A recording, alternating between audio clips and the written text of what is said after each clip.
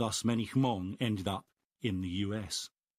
Passing time in the airport on the way home and surrounded by a multitude of Chinese tourists, I fell down an eBay rabbit hole looking at vintage US Air Force bombing maps of the area from the 1960s and 70s. Barack Obama came here in 2016, and although he stopped short of offering a formal apology, he called the campaign and its aftermath reminders that, whatever the cause, whatever our intentions, war inflicts a terrible toll. Amen to that. That was Matthew Gwyther with the last thoughts for this edition. I'm Pascal Harter.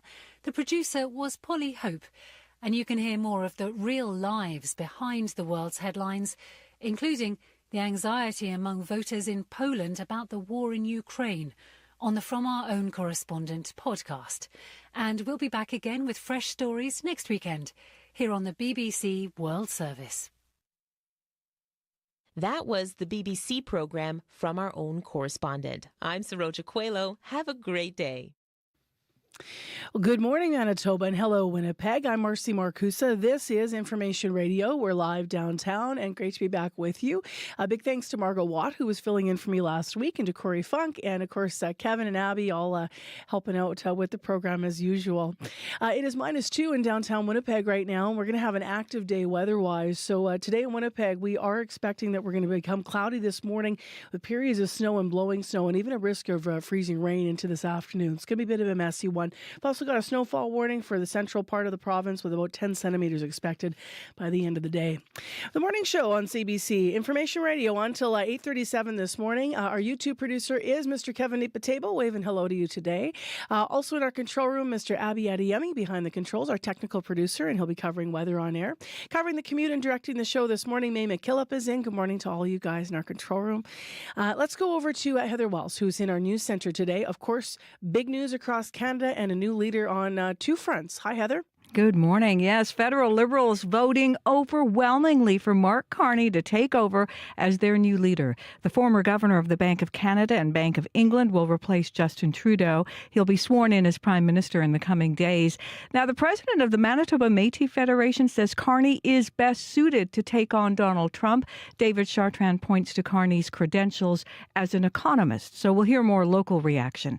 And an Indigenous elder who has supported the families in their call for a search of Prairie Green landfill says time froze when she heard the news. On Friday, police identified one of two sets of remains found in the landfill as those of Morgan Harris, one of 4 First Nations women murdered by a serial killer. And Geraldine Shingoose says the family of Harris never gave up and taught her so much about humility. So we'll hear more coming up in our next local news at 6:30. All right. Thank you, Heather. You're welcome. So much reaction to that news over the weekend. We will have some coverage of that coming up later this morning on the program as well. In addition, in the first hour of our show today, 37 years ago, the former leader of Wasagamak First Nation, Indigenous leader J.J. Harper, was killed, shot and killed by Winnipeg police. The family held a memorial at the spot where he was killed all those years ago in Winnipeg. We're going to hear from MKO's Grand Chief, who was at that memorial, so that is going to lead our show. That's right after World Report, which is up first at 6.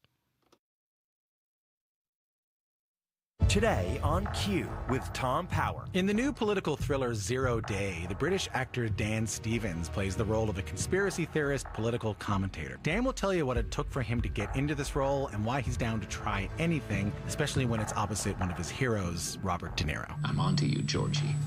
Who's the idiot now? That's coming up on Q, followed by Commotion with Elamine Abdel Mahmoud on CBC Radio 1, the CBC Listen app, and everywhere you get your podcasts. This is World Report. Good morning, I'm John Northcott. Federal Liberals have voted overwhelmingly for Mark Carney to be their new leader. The former governor of the Bank of Canada and the Bank of England will replace Justin Trudeau. Carney will be sworn in as Prime Minister in the coming days. As Tom Perry reports, Carney will lead the Liberals into an election that must come by October, but it's expected much sooner. I will work day and night with one purpose, which is to build a stronger Canada for everyone. For Mark Carney, it's a resounding win. The former bank governor took more than 85% of the vote in the Liberal leadership race, more than 10 times the support of the second-place finisher, former Deputy Prime Minister Chrystia Freeland. This is a strong, clear result for the Liberal Party. Mark has a very clear mandate. Freeland last night offered Carney her full backing, as did the other two contenders in the race, former Government House Leader Karina Gould and businessman and former MP Frank Baylis. In his acceptance speech, Carney vowed to strengthen the economy and continue the federal government's campaign against U.S. President Donald Trump and his trade war. We didn't ask for this fight. But Canadians are always ready when someone else drops the gloves. So the Americans, they should make no mistake, in trade as in hockey, Canada will win. Along with choosing their new leader, Liberals said farewell and thank you to Justin Trudeau, who told the crowd there's no time to rest. Once Carney is sworn in as Prime Minister, the countdown to an election will be on. Federal Conservatives are already on the attack, accusing Carney of lying, calling him sneaky, and telling voters there's no difference between him and the man he's replacing. Tom Perry, CBC News, Ottawa. U.S. tariffs were brought up several times during last night's Liberal Leadership Convention. Today, we'll see if the tough talk from past, present, and future prime ministers had any impact on this trade war. U.S. President Donald Trump is vowing to hit Canada with more tariffs. In fact, tariffs on Canadian lumber and dairy could happen as early as today. CBC's Sarah Levitt joins us now from Washington. Sarah, what can you tell us? Well, if you're feeling a bit of whiplash around tariffs, that's normal. President Trump has been unpredictable from one day to the next, even within a day. What we do know is Friday in the Oval Office, Trump said the next target would be Canadian dairy and lumber. Specifically, he'd impose a 250% tariff on dairy products and said that could come Monday, so today. Trump says Canada already does that, but while Canada does have that tariff on certain dairy products, it only kicks in once a threshold is met. And the U.S. dairy lobby says that hasn't happened. One thing's for sure, Trump has been clear. He believes tariffs are the way to go. All I know is this. We're going to take in hundreds of billions of dollars in tariffs, and we're going to become so rich, you're not going to know where to spend all that money. I'm telling you, you just watch. We're going to have jobs. We're going to have open factories. It's going to be great. So, Sarah, we now understand that Canada could be facing even more Trump tariffs later this week. Yeah, if things go as planned on the U.S. side, we'll be looking at 25% tariffs on Canadian aluminum and steel as of Wednesday. Now, this will be on top of the blanket 25% on all Canadian goods that has been put on hold for now. Last month, Trump signed the proclamations, so unless he changes his mind, these tariffs will go forward. And we've already seen some of the effects in those industries in Canada. There have been layoffs, slowing down of production, and really a scramble to reorient to other markets. Those industries saying the tariffs will have a devastating effect. Sarah Levitt in Washington. Thanks, Sarah. Thank you. Ahead of Russia-Ukraine peace talks, U.S. Secretary of State Marco Rubio and Elon Musk are being accused of stoking tensions between the U.S. and Ukraine. That's after a social media spat with the Polish foreign minister. Dominic Velitis explains. The row erupted on Sunday after tech billionaire Elon Musk claimed on social media that his Starlink satellite system was the backbone of Ukraine's military and that if switched off, the country's entire front line would collapse. Poland, which pays around $50 million a year for Ukraine to use Starlink, was quick to respond to the post. The country's foreign minister, Radosław Sikorski, implied threats from Musk over Ukraine's access to Starlink could force Warsaw to look for other satellite suppliers. The comment then drew fire from US Secretary of State Marco Rubio, who accused Sikorski on X of making things up while suggesting Poland's top diplomat was being ungrateful. And the public spat didn't end there. "Be quiet, small man. There is no substitute for Starlink," was Musk's response to Sikorski. Dominic Velitis for CBC News, Riga, Latvia. CBC News is taking a closer look at how provinces and territories are responding to the primary care crisis. It's a special series called The Cure, and today we tackle the recruitment and retention of doctors, especially in remote areas. According to Health Canada, the country needs 23,000 family physicians. As Jennifer Norwell reports, that's got one British Columbia city focusing on the details. We're going to leave a little basket of toys as a surprise on the kids' beds whenever they arrive. We take the time to buy them some groceries. Melissa Lapointe runs the Healthcare Landing Program in Williams Lake, BC, a city of 11,000, about 7 hours north of Vancouver. As of last November, about 75,000 people in BC's interior region didn't have a primary care provider. Lapointe meets healthcare workers arriving in the community and makes sure the community meets their needs: housing, transportation, daycare suggestions, stocked fridge, social outings, and more. The program started in 2022 to attract and retain new and locum doctors to the city and nearby municipality of 100 Mile House. We have expanded into allied health, medicine specialists, students. The program runs off of $176,000 of core funding, and as it grows, is generating revenue of its own. Small things from someone else's perspective, but a massive impact that it had on us. Dr. Jacques Nieuwhof and his wife Mariska, both family doctors from Pretoria, South Africa, arrived in Williams Lake to a warm welcome 5 years ago before the program was formalized. They've set up practices and work in the local hospital. Jacques Nieuwhof is also the chair of a local doctor recruitment committee. You've got the lovely nature outside and you've got the lakes outside, but other communities have that too. But not all the communities have this family feel. The city says the program is helping. Since 2023, 15 doctors have been recruited to Williams Lake. Jennifer Norwell, CBC News, Kamloops. Prime Minister Justin Trudeau is leaving his successor with blueprints for a radical and controversial proposal: reform the RCMP. In an exclusive interview with CBC News, Trudeau says the Mounties should transition out of their local and provincial boots-on-the-ground contract duties and focus solely on federal policing. More from Catherine Tunney in Ottawa.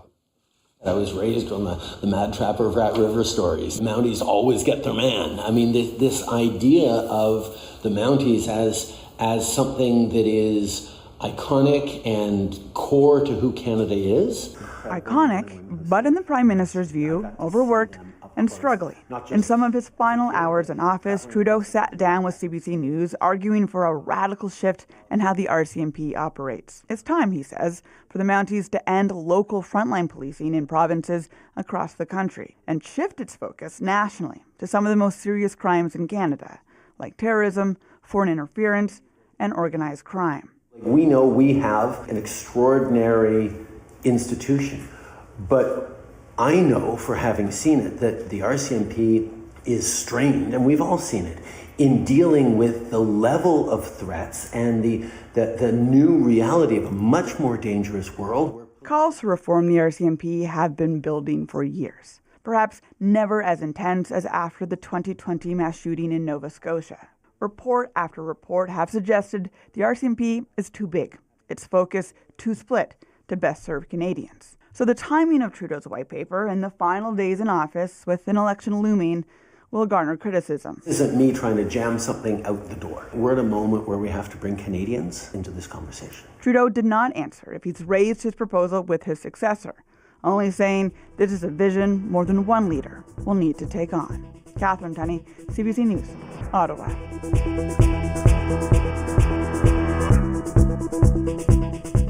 And that is the latest national and international news from World Report. If you're looking for tools to talk about the day's big stories with the little people in your life, check out cbckidsnews.ca. cbckidsnews.ca. I'm John Northcott. This is CBC News.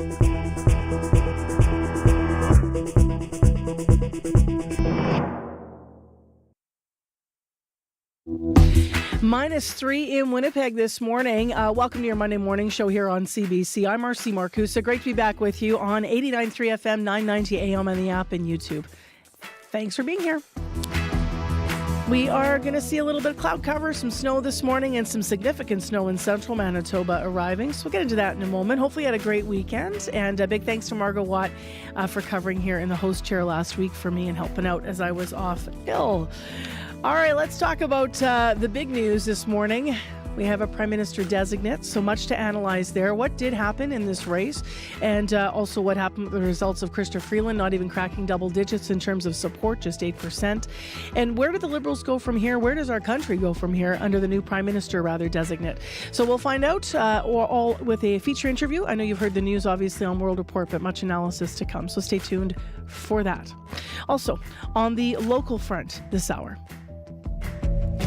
37 years ago, the former leader of Wasagamak First Nation was shot by Winnipeg police and killed in the city. The family of J.J. Harper had a memorial at the spot where he was killed all those many years ago. We're going to hear from MKO's Grand Chief, who was at the memorial, so stay tuned. We'll have that for you. Right now, let's go to other stories and headlines and more details as well from Heather Wells in our news center. Good morning to you. It's going to be a busy week for Mark Carney. As you mentioned, he is the next leader of the Liberal Party, the Prime Minister designate, winning last night by 86% of the vote.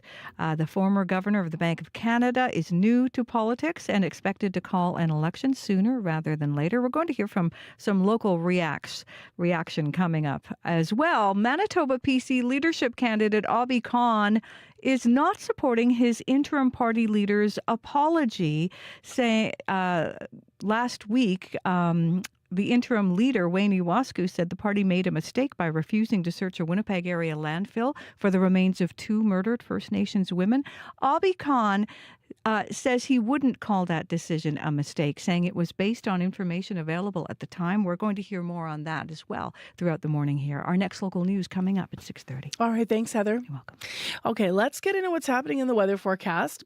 We do have one area of warning, and then we'll have a look at Winnipeg here with Abby Adiemi. Good morning, bud. Yeah, good morning, Marcy. We do have this snowfall warning in effect for parts of southern Manitoba, which will be impacting the Parkland region into the Interlake region. We're talking about 10 centimeters of snow expected once this system goes through, with a developing low pressure bringing heavy snow to parts of central Manitoba as it comes. Now, this system is going to be easing this afternoon as it moves out. We will see some gusty northerly winds, which will be causing blowing snow in most of the affected regions. And this may be impacting visibility, making travel dangerous for drivers in those areas. So be prepared for sudden changes in conditions. Slow down, watch out for tail lights if visibility drops. Talking about conditions in Winnipeg at this time, -3. It is clear for the rest of the day. Expect some cloudy conditions with periods of snow, and blowing snow will come with that. There's a risk of freezing rain. We could see about 2 centimeters of snow on the ground once the system moves through. The winds will be picking up, becoming windy, and then we'll see gusts from 50 to 70 kilometers later in the day, making it feel a bit colder with the wind chill factored in. We do see the temperatures throughout the day drop to around -7 this afternoon, and that wind chill I mentioned will be feeling like -22 for tonight. The snow will ease off, and then it will stay breezy. Temperatures will be around -16, but right now it is -3 in Winnipeg. You can smell the spring in the air, though, eh? I was like, oh, I can smell it already. Like, everyone's so excited. You can feel it. So all the golfers, because, like, my husband's a golfer, and I golf as well. So we were in, like, trading clubs at, Caddy Shed, one of the longtime local businesses on Portage. And it was packed in there on the weekend. Everyone's just itching. Everybody's itching, actually. Yeah. It's spring, and, just waiting for once the system passes, let your system come and go. And then we should, lunch out. I know. So let's just knock on wood. This sort of spring, as long as it stays like this and we don't get that deep cold snap or a ton of snow. So cross our fingers here. Let's get into what's happening on the morning commute. Obviously, it's crunchy and slick out there. May McKillopson, right? Yeah, with all the melting this weekend, I noticed some slick conditions this morning on my drive-in, and just crunchy ice conditions in the back lanes and across the roads all around. Nothing big to report in the commute so far. However, if you're seeing anything get in the way along your drive, walk, or bus today, give me a call and I'll pass that message along. The number to call is 204-788-3093.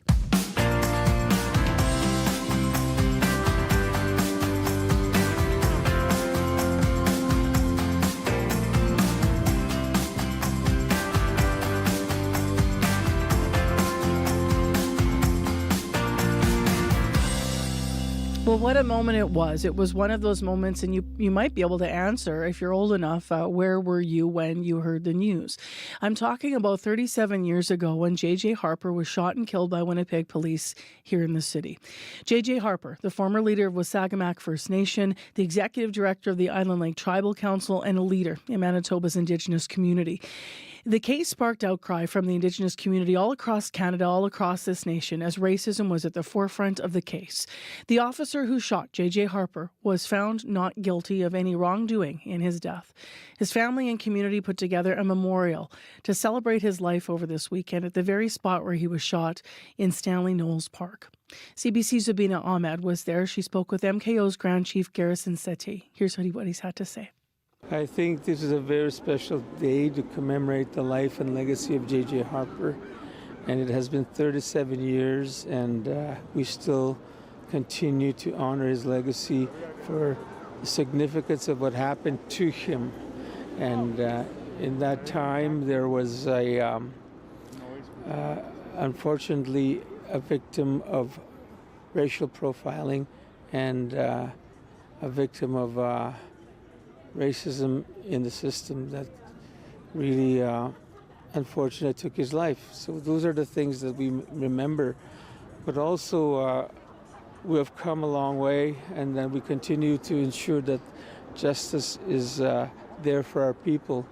And the Aboriginal Justice Inquiry was a result of that particular incident, and 296 recommendations, and only 32 have been implemented, so we have a lot of work to do.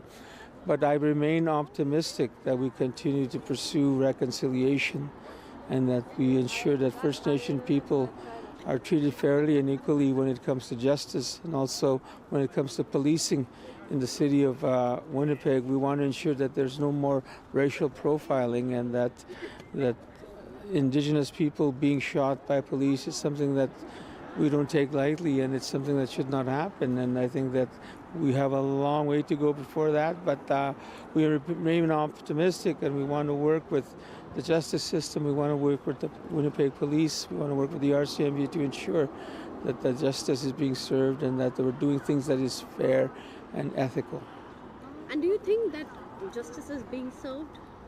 No, we still have a long way to go, and you need to only look to the news to see how many Indigenous people are being racially profiled, and also that there's systemic racism still evident, and we want to get rid of that. We want to rid that system of all the things that it has done for us. But I think we have a long way to go, but we're willing to travel that journey. All we need is to have the other entities join us to make sure that there's true reconciliation. And how are you on his memory and his legacy? I think that as a former leader and a spokesperson for his people in Wasagamak, I think that his voice still resonates because of what he stood for. He was an advocate for his people, a very powerful voice, and those are the things that we remember. And there's a lot of people that are here that still remember him because they were close to him.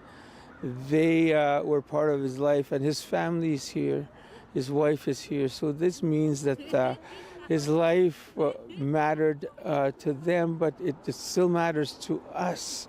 And we will continue to remember him. We will never forget the name of J.J. Harper, his life and his spirit. So that was Garrison Settee, MKO's Grand Chief, speaking over the weekend with CBC's Zubina Ahmed and other reporters there while he was attending a memorial to celebrate the life of J.J. Harper at the spot where he was shot in Stanley Knowles Park in Winnipeg some 37 years ago. Now, speaking of police, speaking of relationships, we do have a new Winnipeg police chief. Gene Bowers was named on Friday, a 36-year-old Winnipeg police veteran. He replaces Danny Smythe, who stepped down last September. Bowers said he intends to focus on tackling violent crime, building relationships in the community, and boosting officer morale during his tenure as chief. We have requested an interview with him. We have not yet heard back. Breaking news happens anywhere, anytime. Police have warned the protesters repeatedly, get back. CBC News brings the story to you as it happens. Hundreds of wildfires are burning. Be the first to know what's going on and what that means for you and for Canadians. This situation has changed very quickly. Helping make sense of the world when it matters most. Stay in the know. CBC News.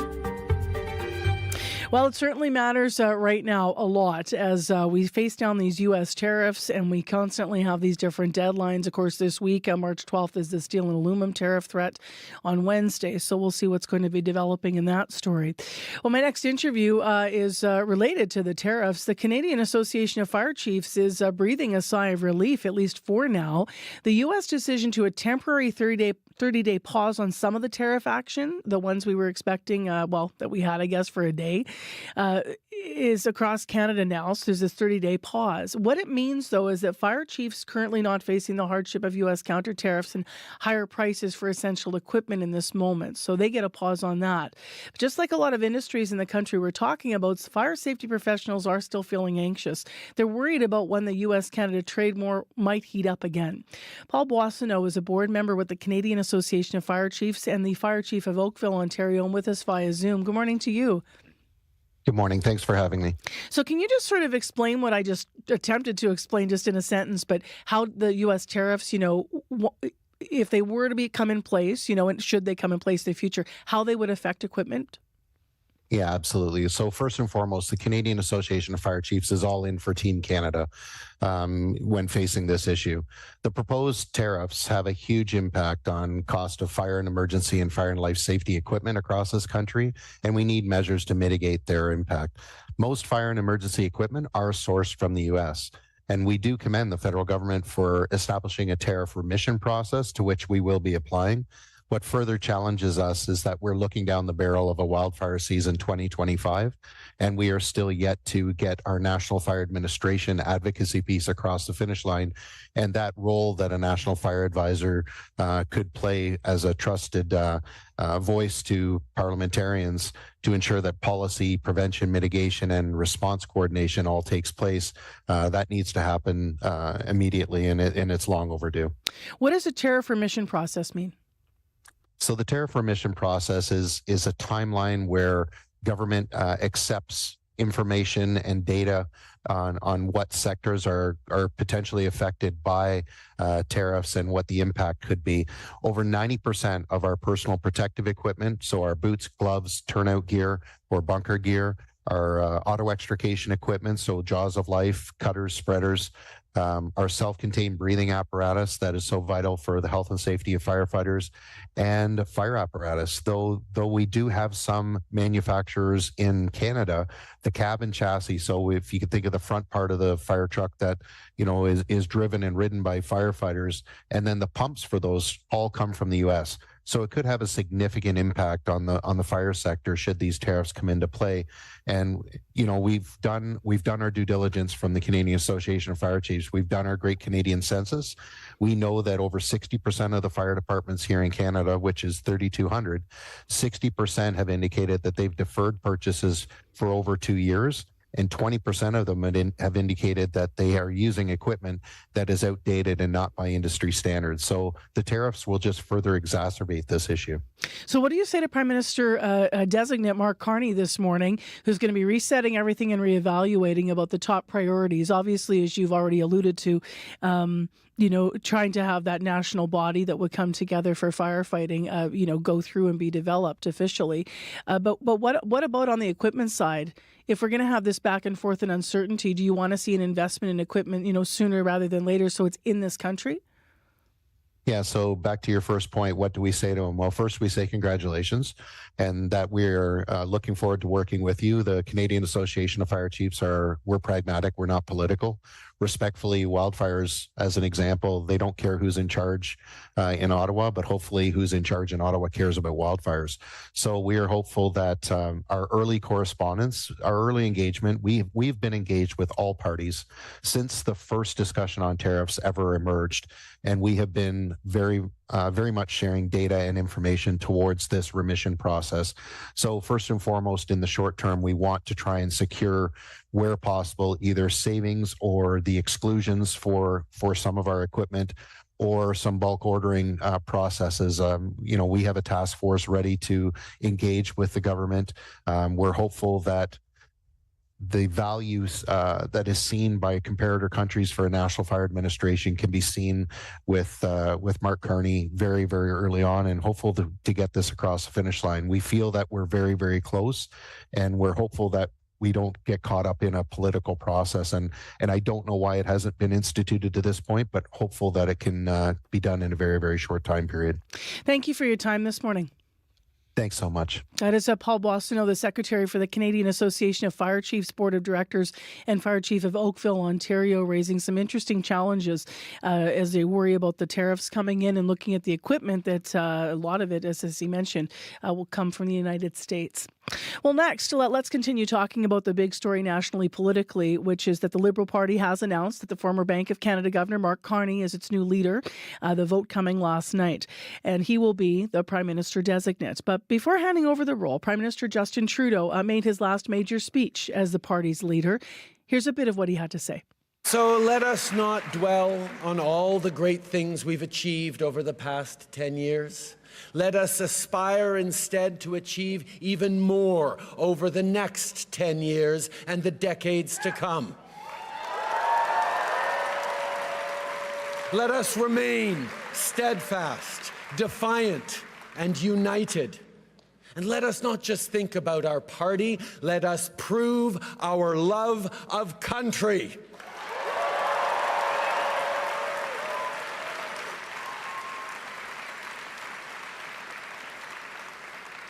As your leader, as your Prime Minister, I have done my level best each and every single day to help build a country that stays worthy of all Canadians. I've done it for Xavier, for Ella Grace and Hadrian. And I've done it for your kids too. And I've done it with you. And although you'll always find me alongside you, cheering along, their future and your future is now in your hands. Merci, mes amis. Merci pour tout. That was Prime Minister Justin Trudeau speaking in Ottawa yesterday, and we will hear more, by the way, about the transition, what happens next now that Mark Carney is the Prime Minister designate this morning. So that full interview about what comes next, the direction of the party, what Carney said yesterday is all coming up here on CBC's Information Radio. 89.3 FM, 990 AM on the app and YouTube. It's at 10 to 7 is when we'll have that. Time right now is 6:28. We carry a world of information in our pockets because we want to know. Breaking news that shapes our world. Staying on top of stories around the globe. And connected close to home. It's news you can trust. Delivered when you want and where you want. On Canada's News app. Now with CBC Radio 1. Local and live. Download the CBC News app for free.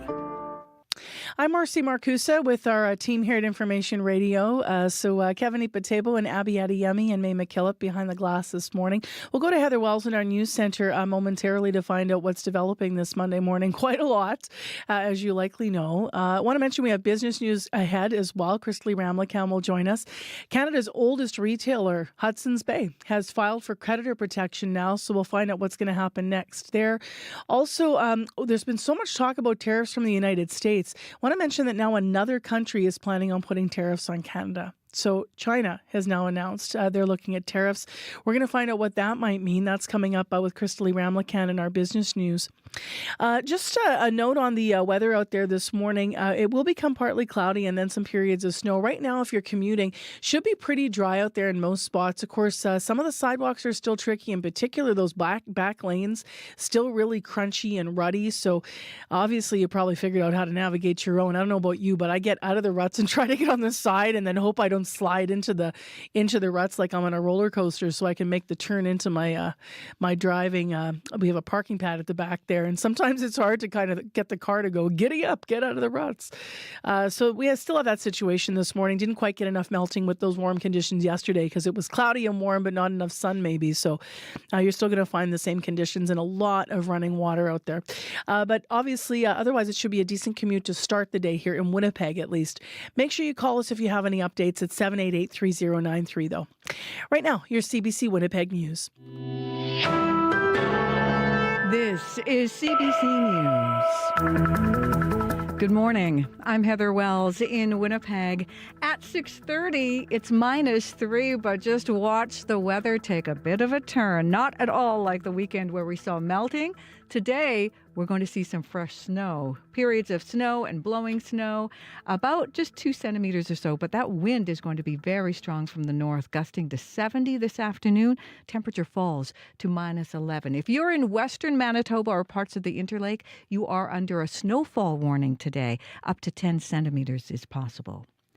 Well, the federal Liberals have voted overwhelmingly for Mark Carney to take over as their new leader, taking nearly 86% of the vote. The former governor of the Bank of Canada and Bank of England will replace Justin Trudeau. He will be sworn in as Prime Minister in the coming days. Christopher Adams is an adjunct professor of political studies at the University of Manitoba. He says Canada's political landscape has changed dramatically over the past 6 months. The top-of-mind issue for Canadians has increasingly become Trump and his tariffs, whereas before, 6 months ago, it was issues like the carbon tax, affordability, and things like that. The president of the Manitoba Métis Federation says Carney is best suited to take on Donald Trump. David Chartrand points to Carney's credentials as an economist. You can hear the latest on Mark Carney and what may happen today in Ottawa. Just stay tuned to World Report coming up at 7. Manitoba PC leadership candidate Abhi Khan is not supporting his interim party leader's declaration the former PC government made a mistake by refusing to search a Winnipeg area landfill for the remains of 2 murdered First Nations women. Interim PC leader Wayne Iwascu apologized on Wednesday, saying the party erred by prioritizing prosecution of a serial killer over the victims' families' need for closure. Abhi Khan says the former government displayed a lack of empathy in the way it communicated the decision, but he wouldn't call it a mistake. The decision that was made at the time was based on the information that was presented at that time. I think if you can now look in hindsight and say the information that's now available to us, what can be done would have favored a different response at that time. Khan notes the NDP government waited for a conviction before it started the landfill search. That search led to the discovery of 2 sets of human remains. Now, an Indigenous elder who has supported the families in their call for the search of Prairie Green landfill says time froze when she heard the news. Police identifying one of 2 sets of the remains found in the landfill as those of Morgan Harris. She's one of 4 First Nations women murdered by a serial killer nearly 3 years ago, and the mother of 3 girls who never gave up their crusade to bring her home. Geraldine Shingoose has been there for the Harris family since Winnipeg police first said a search wasn't feasible in December of 2022.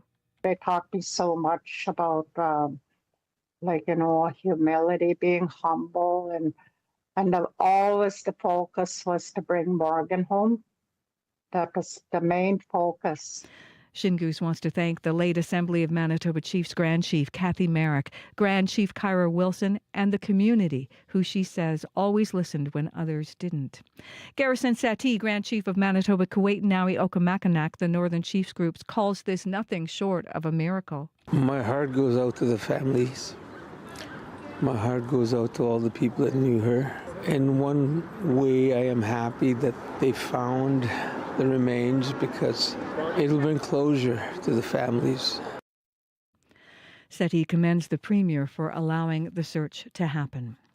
Experts now say it is time to boost Canadian production and manufacturing. Doug Ramsey, a rural development professor at Brandon University, says tariff threats could bring some Canadian manufacturers to a standstill, leading to plant closures and layoffs. Ramsey says Canada needs to diversify into other markets like Asia and Europe, and at the same time, bolster products made in Canada. Seeking out what is Canadian and ensuring that there are more products that are Canadian. And whether it's pipelines or making sure you buy the steel product that's fabricated in Manitoba or Ontario, that's how we can strengthen our economy. The Canadian Labour Congress warns tariffs are already causing fewer orders and layoffs in the manufacturing industry. Well, Manitoba couldn't pull off a win at Canada's men's curling championship. Yes! Brad Jacobs, here we go. Yes! Got it, and he does. From the brink of elimination to Brier champion Brad Jacobs. Jacobs is the winner of the Montana's Brier in Kelowna, BC last night, beating Manitoba's Matt Dunstone 5-3. It is Jacobs' second Brier title. The last time he won was in 2013. Well, beaten on the last game of a road trip. It frees up the pucks. They score! Alex Iafallo in the third period there on TSN, a goal that was first credited to Nikolai Ehlers. It was followed by a second goal from Adam Lowry. Not enough for the Jets, who fall 4-2 to the Carolina Hurricanes. Coach Scott Arniel says his team's goals were too little too late. At times we did some good things. We had some opportunities where I didn't think we shot the puck. We could have maybe attacked the net a little bit more. End of the day, it just didn't seem like we had it tonight. The Jets are back home now, hosting the New York Rangers tomorrow night. You can find more news updated throughout the day. All you have to do is head to cbc.ca/Manitoba. Hey, Heather and Abby, I have a cute story for you guys. Bring it on. So, before the news, I was talking about these ruts that you can get caught in back lanes, right? Yeah. Like the icy ruts. I don't know if that's ever happened to you guys, but it's happened to me. It actually has, yeah. Right? And I know also, I don't have brothers, okay? It's just myself and my sister. But I know that, Abby, you have brothers, true. right? And you have nieces and nephews. And Heather, I know you raised boys, right? So with I've your got with 5 your daughter brothers, so and I know. your brothers, yeah. So I don't know what kind of kidding goes on in the relationship. I've never had a brother, okay? But I'm talking to my niece yesterday, and she's got her very first car, and she's really excited. But I guess she got caught in these ice ruts, right? So she had to go inside and ask her brothers for help. So her brothers came out to help her, but before they helped her, she's in the car waiting for them to help her, and all of a sudden she realizes they're taking photos of her. Aww. Like, this is her first experience in her new car, and like they're taking photos of her stuck in these ruts, and she's kind of like, you guys, like, help me. And then they put the salt down and started pushing and got her out. But I just Boys are so mean. That sounded like such a brotherly thing to do. I suspected both of you could imagine those moments. You just have to be prepared for getting a car. That's what we're trying to say. So now that moment will live in infamy, right? Honestly, yeah, it will. In years to come, they'll probably look at it with love. But in the moment, she's like, what are you doing, boys? All right, let's get into what it's like out there. We're going to remain icy today, as you're about to hear in the forecast. In some parts of Manitoba, we're going to get some snow. So Abby's got our regional roundup now. Yes, I will get to that shortly. But in Winnipeg right now, -3. We're seeing clear conditions outside. Today, the clouds will move in, then periods of snow, blowing snow. We do have that risk of freezing and rain sometime in the afternoon. We're expecting about 2 centimeters of snow with temperatures falling to around -11. The wind chill is going to feel like -22, along with those winds that will be shifting from 30 kilometers gusting all the way to 50 and then close to 70 later in the day. That blowing snow should taper off later in the evening, and then we'll see some clear conditions. And in other regions, we have that snowfall warning in effect for parts of southern Manitoba, which will be impacting the Parkland region into the Interlake region. We're going to be seeing about 10 centimeters of snow. We're developing a low pressure, bringing this heavy snow to parts of southern Manitoba. This should ease by the afternoon as the system moves out. However, we will be getting gusty northerly winds, which will then be whipping this snow around. So for a bit of traffic there. If you're going to be on the roads at that time, you might be experiencing reduced visibility in those regions, so be prepared. For the powerful influence, we're seeing temperatures near minus 20, minus 21 at this time. The forecast for today calls for mainly cloudy conditions. The skies will be clearing up later in the afternoon with light winds, and you see highs around minus 15. Then up north in Thompson, we're looking at partly cloudy skies also in the area. Today's forecast calls for a mix of sun and clouds. The light winds, highs around minus 18. The wind chill this morning for folks in Thompson going to feel like minus 33 this morning. And then traveling further north to Churchill, temperatures around minus 30, ice crystals in the air. You should expect a mix of sun and clouds throughout the day. There's a slim chance of light snow later in the afternoon. Winds will be light from the northwest. Highs would reach minus 20. Though with the wind chill factored in, it's still pretty chilly out. It's still pretty cold out there, rather. It's going to feel like minus 40 this morning. And then later tonight, you do have that good chance of light snow that will fall with temperatures falling to around minus 24. Right now in Winnipeg, it is minus 3. Temperatures falling to minus 11. All right, thanks, Abby. Thank you. May McKillop is in now with a closer look at our commute. Good morning, Mars. Hi. I just have to let you know my first winter back in Manitoba. You know, I grew up in Manitoba, spent time away. My first winter back, I got stuck in ruts in Winnipeg.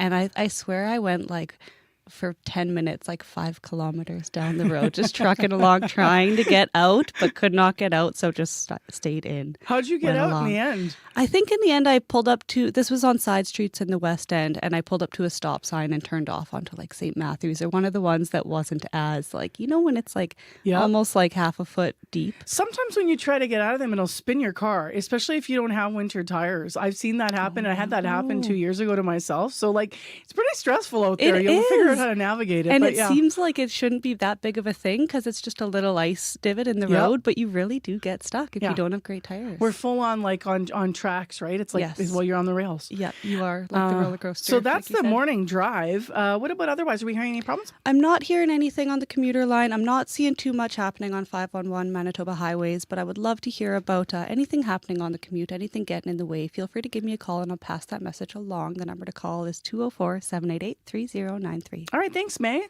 Crystalie Ramlakan is with us with business news this morning. Hi, Crystalie. Hey, good morning, Marcy. So let's start with retail news. Canada's oldest retailer, Hudson's Bay, has filed for creditor protection. What happens next? So the business intends to try to use this process to restructure. The department store company dates all the way back to 1670, but says it has been facing significant pressures, including subdued consumer spending, trade tensions, and of course, declines in downtown store traffic. So the CEO says this is a necessary step to try to ensure the company remains a significant part of Canada's retail landscape, despite sector-wide challenges that have forced other retailers to exit the market. So the Bay says it is exploring several options to strengthen its business. Now, it's not making any promises, but says it is committed to preserving jobs where possible. And while creditor protection can lead to the sale or closure of a business, the Bay appears intent on keeping much of its sprawling retail footprint alive. So the company has 80 retail locations and has about 9,300 employees.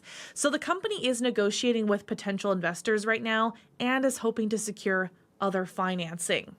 Now, the CEO is hopeful that a $16 million advance and commitments from investment firm Restore Capital and other lenders will help the Bay weather this turmoil.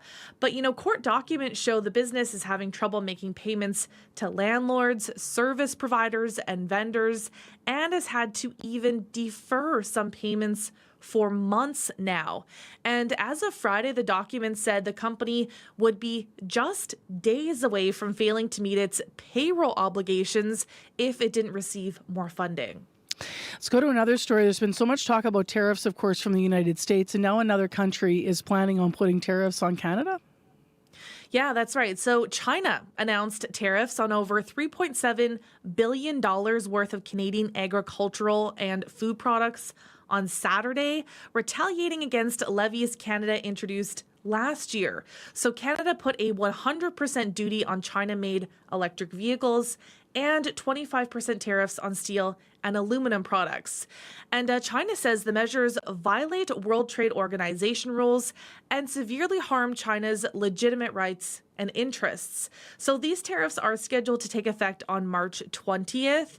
And while canola oil was included, the much larger sectors of canola seed and meal were not. So, China may be keeping the door open there for trade talks. And, more than half of Canada's canola exports go to China. And China is Canada's second largest trading partner, of course, behind the U.S. But analysts say the tariffs may also be a warning shot for aligning too closely with U.S. policies. So the U.S. and European Union have also applied levies to Chinese-made EVs. And the Trump administration has also signaled it could ease tariff threats if Canada matches U.S. duties on Chinese goods.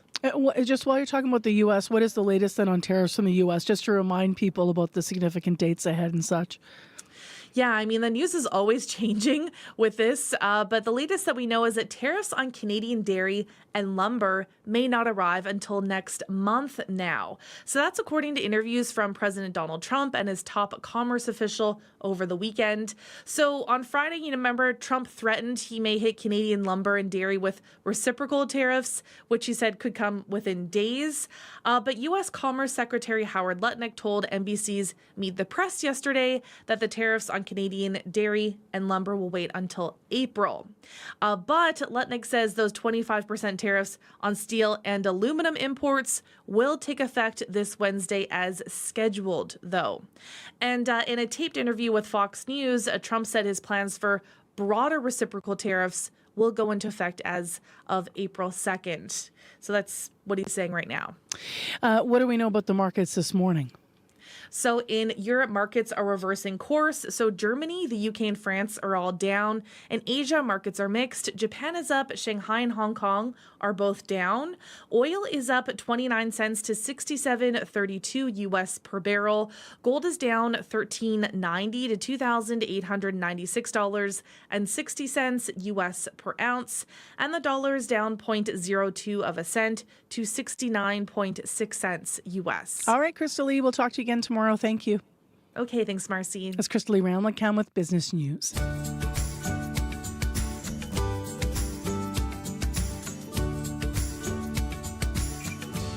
6:47 a.m. is the time right now. Let's move on CBC Next on the show to something completely different. Your banking password is supposed to be a secret code, right? You keep it to yourself for good reason. It's the gateway to your financial life. You even sign a contract saying that you understand bad things can happen if you share it. But still ahead on the show, we're going to be talking about why so many Canadians actually know each other's passwords. Here's a bit of music from Tara Lightfoot next on CBC. This is Higher and Higher.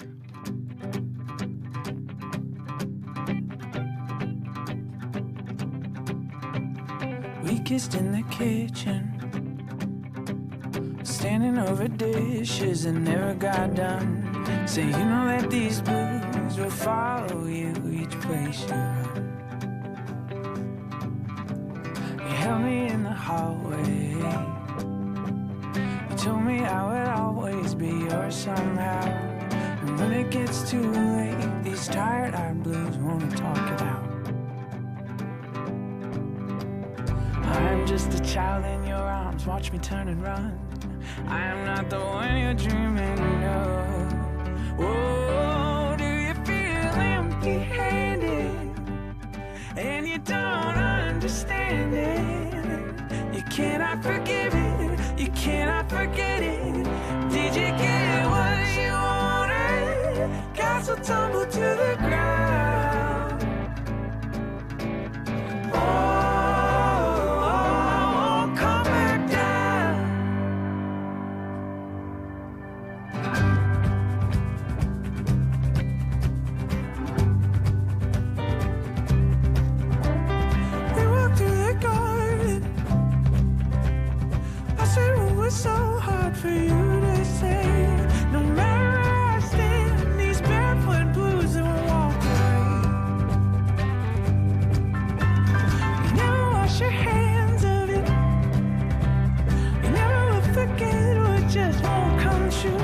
Just a taste of Tara Lightfoot's her new music called Higher and Higher.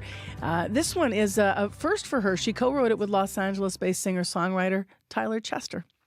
Well, 11 minutes now to 7 o'clock, and let's return to the top news in the country politically. The federal Liberals have chosen a new leader and successor to Justin Trudeau. Mark Carney takes over not only as party leader, but as Canada's Prime Minister designate.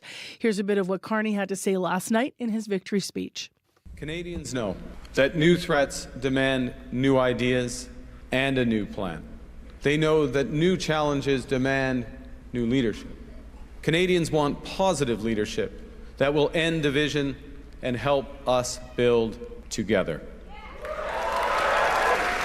And to respond, my government will put into action our plan to build a stronger economy, to create new trading relationships with reliable trading partners, and to secure our borders.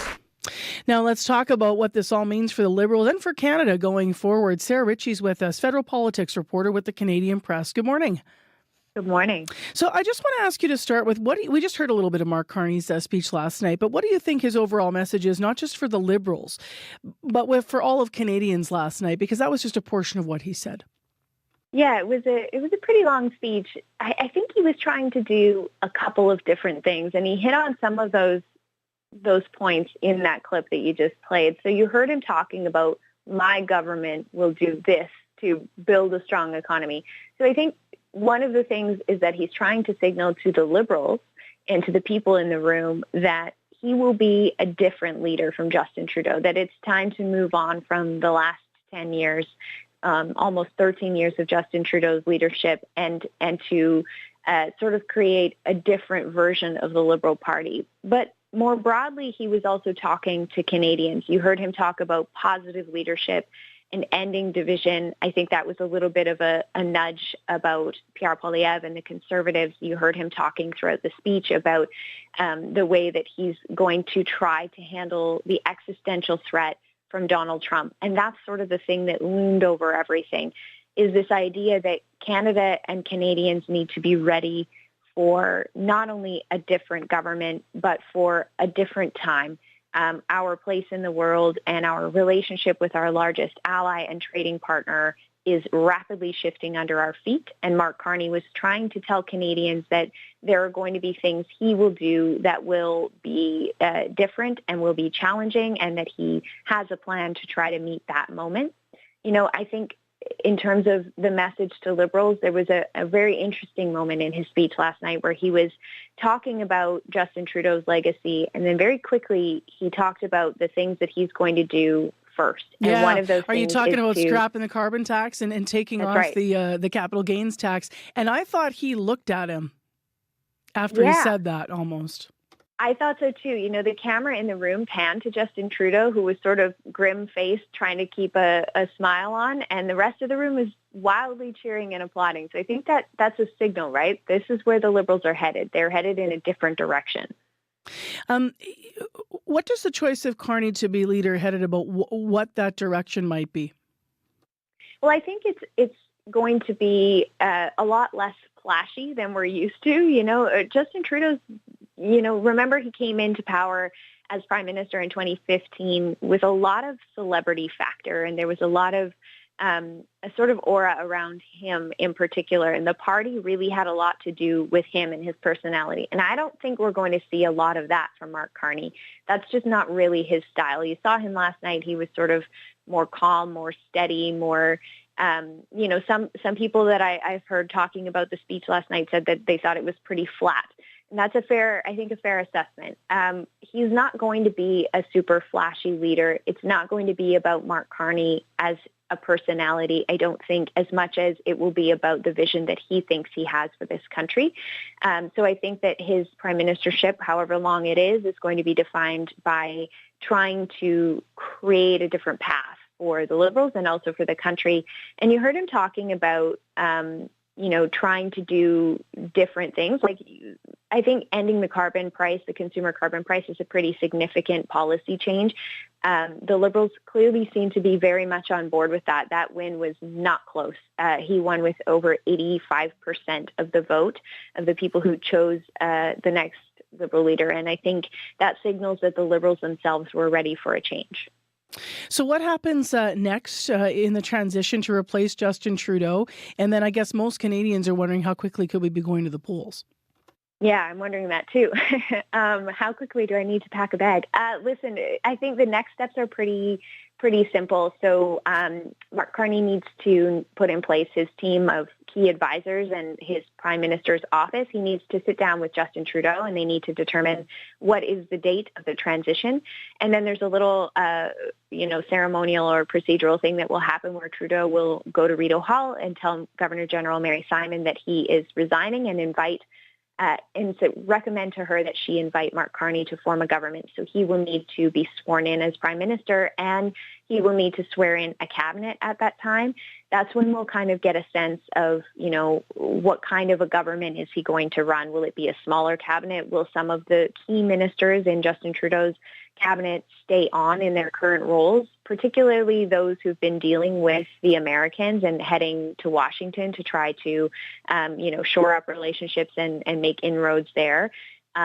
We will see very quickly those things happen, I think, because one of the things that I heard last night from Industry Minister François-Philippe Champagne, who's been one of Carney's key advisors, particularly in Quebec through this Liberal leadership race, is that he told reporters we're going to seek a mandate from Canadians very quickly. So Parliament is set to come back on March 24th. That's kind of the deadline. If Mark Carney doesn't want to meet Parliament and risk being defeated and heading to an election that way, then he will need to call an election before that. Which is next week. Just in case people are looking at the calendars. That's the before that, right? Monday's the 24th. Just as a last question, where does this leave Freeland, do you think? I mean, she was Deputy Prime Minister. She started all of this. Effectively, Trudeau was out, you could argue, because of the final push where she, resigned her title, her cabinet post. Where do you think it leaves her? Her getting, I think, 11% of the vote was by all accounts, a devastating result for her. Yeah. So, and whether or not that's because she was tied to Trudeau, to having been there for the last 10 years, or whether or not there was something about people feeling she wasn't the right person to meet this moment, what do you think might be next there? It's interesting. So, she actually got 8%. She didn't even crack double digits last night. I think that's a searing indictment of her run for leader. It's far less than anyone was expecting, certainly at the outset. But even in the polls in the last little while, it seemed like she would get a little bit more support. But we saw very quickly in this race that caucus and cabinet in particular lined up behind Mark Carney. And I think it was kind of a foregone conclusion. So for Chrystia Freeland, she has said she will run for her seat. She has said she will try to stay on as an MP. I will note that in the riding by riding results, her riding overwhelmingly voted for Mark Carney. So I don't know whether she's destined to return to Parliament after the next election. We'll have to see. But I think one of the things that this says about Chrystia Freeland, I saw a sort of clever tweet somebody said yesterday that, the hand that wields the knife doesn't often end up with the crown. So I think being the person who did sort of force Justin Trudeau out, being the sort of betrayal from within his own caucus, her resignation was very public. It was intended to be a blow, and it was. And I think that might have been the thing that hurt her. Also, I think she really struggled to position herself as the next leader who could be different from Justin Trudeau. We'll have to leave it there. Sarah, thank you very much.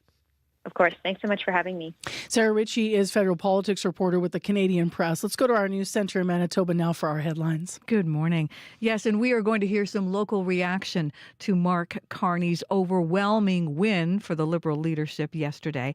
We'll hear from David Chartrand, the head of the Manitoba Métis Federation, and an Indigenous elder who has supported the families in their call for a search of Prairie Green landfill says time froze when she heard the news that a set of remains found at the landfill had been identified. We're going to hear from Geraldine Shingoose coming up in our next local news at 7:30. All right, thank you, Heather. You're welcome. Today it's -3 right now in Winnipeg, partly cloudy. The temperature's going to fall to -11 in Winnipeg, and the winds are going to pick up north 30 to 50, even 70 this afternoon, so it's going to be kind of messy out there. Also, we have periods of snow and blowing snow expected. Snowfall warning for central Manitoba, about 10 centimeters expected through that swath of the prairies. I'm Marcy Marcusa with our team at Information Radio live in downtown Winnipeg. If you have an issue on your commute in Manitoba this morning, call us 788-3093. Should be regular spring driving in the city so far, despite that icy ruts we've all been talking about. In the next hour of Information Radio, how one playwright is telling the story of Jordan's Principle on stage. We'll hear about that. Also, Ben Carr is going to join us, MP here in Winnipeg for the Liberals, to discuss Mark Carney's election. Mark Carney being chosen leader yesterday. And so stay tuned for that and more. Right now, World Report. Today on The Current. Teens on average get 237 notifications every single day on their phones. We will hear from 18-year-olds who are tuning out phones and social media and taking back control over their time and attention, coming up on The Current. The Current with Matt Galloway. This morning at 8:37, 9:07 in Newfoundland, and on the CBC Listen app. This is World Report. Good morning, I'm John Northcott. It will be a busy week for Prime Minister-designate Mark Carney. Former Bank of Canada governor is new to politics and is expected to call an election sooner rather than later. Janice McGregor keeping an eye on last night's Liberal gathering. She joins us now. Janice, was there any surprise that Carney won such a decisive victory? John, when Pierre Poilievre won the Conservative leadership with 70% of the vote in 2022, that was seen as a dominant win. But last night's 86% endorsement for Mark Carney tops even that. An overwhelming mandate that shuts down any talk of division in the ranks. And Liberals I spoke to yesterday said the urgency of this short race and its relatively gentle debates helped keep it in the family. So does the fact that this party is clear about who they're really fighting. As they were gathering yesterday afternoon, two other rallies were playing out. Conservative leader Pierre Poilievre leaned further into his attack lines against Mark Carney in front of a packed hall in London, Ontario. And on Parliament Hill, protesters were voicing their anger at Donald Trump at a Elbows Up for Canada rally. The sharpest words in Carney's victory speech spoke to both of them. Pierre Poilievre's plan will leave us divided and ready to be conquered. Because a person who worships at the altar of Donald Trump will kneel before him, not stand up to him. Okay, Janice, what happens next? The transition from Justin Trudeau to Mark Carney will be quick, but also intense. Trudeau's final week has featured a flurry of announcements, appointments, agreements with provinces. And even today, our colleague Catherine Tunney is reporting that he's releasing a paper that calls for a dramatic shakeup in RCMP services, although he's denying that he's jamming that out the door as he exits too. Trudeau's final meeting with his caucus and his cabinet is scheduled for this afternoon. Some of his team is heading for the beach now, others to an intense set of briefings for the new leader. Carney is expected to name his own key staff and cabinet very soon, possibly even before Canada hosts G7 foreign ministers later this week in Charlevoix. Mona Fortier, the chair of the Liberals Election Platform Committee, told me she submitted their work for the new leader at midday yesterday. The platform is apparently plug and play, ready to go for an election call within days. Janice McGregor in Ottawa. Thank you, Janice. You're welcome. King Charles is calling for unity today as countries around the world mark Commonwealth Day. Canada, one of 56 countries that make up the Commonwealth. And as Anna Cunningham reports from London, the King is believed to be concerned about tensions between Canada and the U.S. King Charles's Commonwealth Day speech calls on nations to come together in the spirit of support and friendship, rather than focusing on differences in uncertain times. A source close to the King telling the Times of London that the monarch, who is living with cancer, has Canada particularly on his mind. He is constitutionally bound to be above politics. One of the things that makes soft power, as exercised by the monarchy, so special is the attention to detail. Edward Young, the former private secretary to the late Queen Elizabeth for 20 years, says for royalty, it's often about doing rather than saying. See for yourself what the reaction to the King's involvement has been over the last few weeks. Last Monday, the King met Prime Prime Minister Justin Trudeau. The day before, he greeted the Ukrainian President Volodymyr Zelensky. Such private conversations are never revealed, but Trudeau said they discussed Canada's sovereign and independent future. Mark Carney will be the King's second Canadian Prime Minister of his reign, once described as a rock-star central banker. During his time as Bank of England governor, he saw the bank through the transition to a new relationship with Europe during Brexit. It's expected the King will send his congratulations and confidence in his new Prime Minister-designate. Anna Cunningham, CBC News, London. Ukraine's President Volodymyr Zelensky is on his way to Saudi Arabia, but Zelensky will not take part in the talks between Ukrainian and American officials this week. Briar Stewart has more. Hello, everybody. As he flew on board Air Force One back to Washington after spending a weekend in Florida, U.S. President Donald Trump said he expected Ukraine to sign the contentious minerals deal soon. Future, you can have some pretty good results coming out of Saudi Arabia this week. The talks mark the first official meeting between U.S. and Ukraine since the end of February, and that acrimonious meeting between Trump and Ukraine's president in the Oval Office. I want them to want peace. Right now they haven't shown it to the extent that they should. When Trump was asked during an interview with Fox News if he thought Ukraine would survive without U.S. help, he replied that the country may not survive anyway. But as for statements by President Trump, it shouldn't be taken literally. Alexander Mereshko is the chair of Ukraine's Foreign Affairs Committee. We have managed to survive for more than 3 years. And strategically, Russia has already been defeated because it failed to take Kyiv, it failed to take Kharkiv and other big Ukrainian cities. But Kyiv is under increasing pressure. Not only has the U.S. halted aid and stopped sharing intelligence, but in recent days, Russia has stepped up attacks on Ukrainian cities, launching hundreds of drones and missiles. And in Russia's Kursk region, which Ukraine seized a part of in August, Russian troops are trying to encircle the Ukrainian soldiers still on the ground. Briar Stewart, CBC News, London. The gift card industry is estimated to be worth more than $11 billion in Canada, and it's growing. But critics say there's little oversight when things go wrong. Ithel Musa reports for Go Public. I said the receipt is there. It says it's activated. Joan Owen says she was shocked to learn the $50 gift card she bought at Shoppers Drug Mart last October was completely empty. Experts say it was likely fraudsters who steal gift cards from stores to get the card's numbers and PIN codes. They then place them back in the store for unsuspecting customers to load with money. And once you activate it, they have the ability to go in and drain the funds from that card. Jeff Horncastle with the Canadian Anti-Fraud Centre says people need to inspect their gift cards carefully to see if the packaging has been tampered with.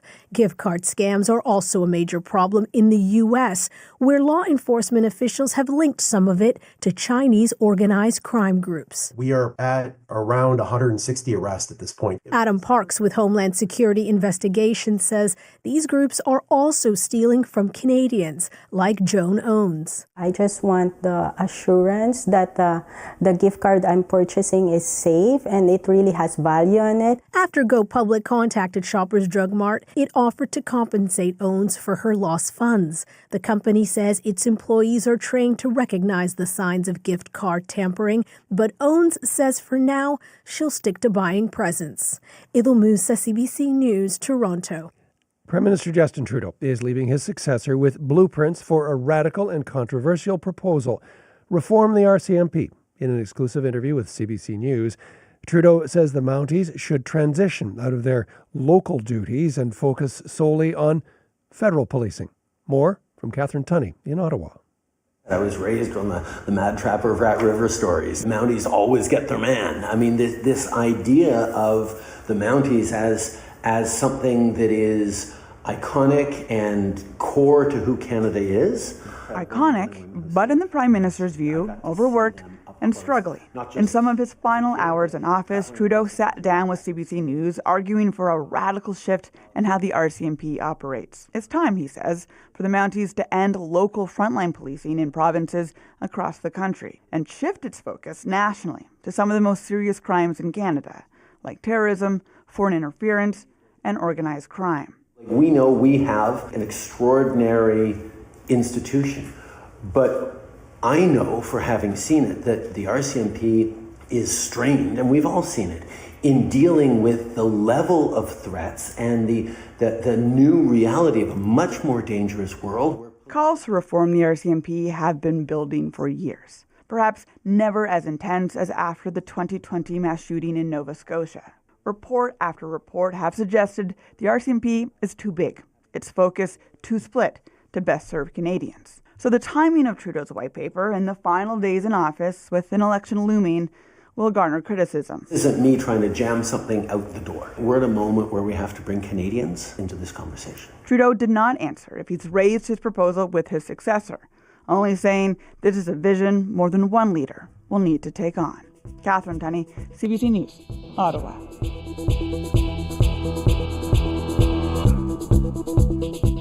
And that is the latest national and international news from World Report. Remember, for news anytime, go to our website, cbcnews.ca. Top story this hour, what's next for Mark Carney? I'm John Northcott. This is CBC News.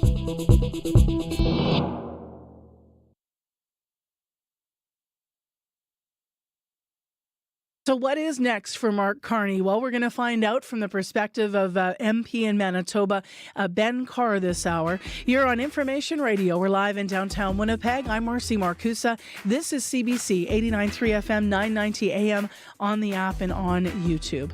So in addition to that interview, coming up at 7:40, many of you have heard of Jordan's Principle. Some of you may not be so familiar with the story behind Jordan's Principle, the Manitoba boy whose life inspired it. One Quebec playwright wants to change that. He's doing this the only way he knows, through theater. So we're going to find out more about his production. That's coming up at 7:40. But first, ahead this half hour on Information Radio, ask any adult in their city their thoughts on tariffs, Trump, or even the thought of Canada being annexed by the U.S. And they might talk your ear off, or maybe even refuse to talk because it's too stressful right now.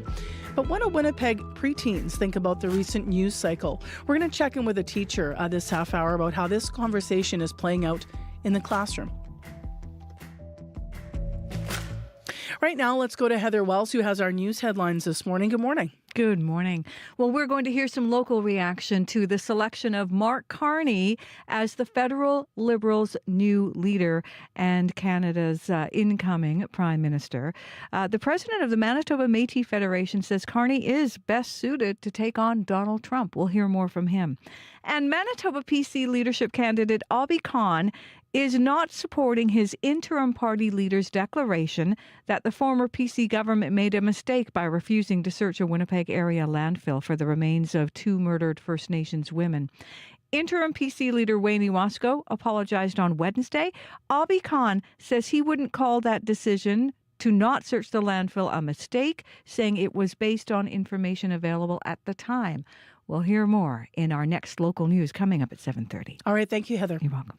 Let's get into the forecast today. We've got a bit of a weird one. We don't even have a daytime high because everything's going to get colder, Abby. Yeah, we're just going to have the temperatures falling to around -11 in most of the region. And this is because of that system coming in that will be impacting parts of the central region all the way to the powerful influence area.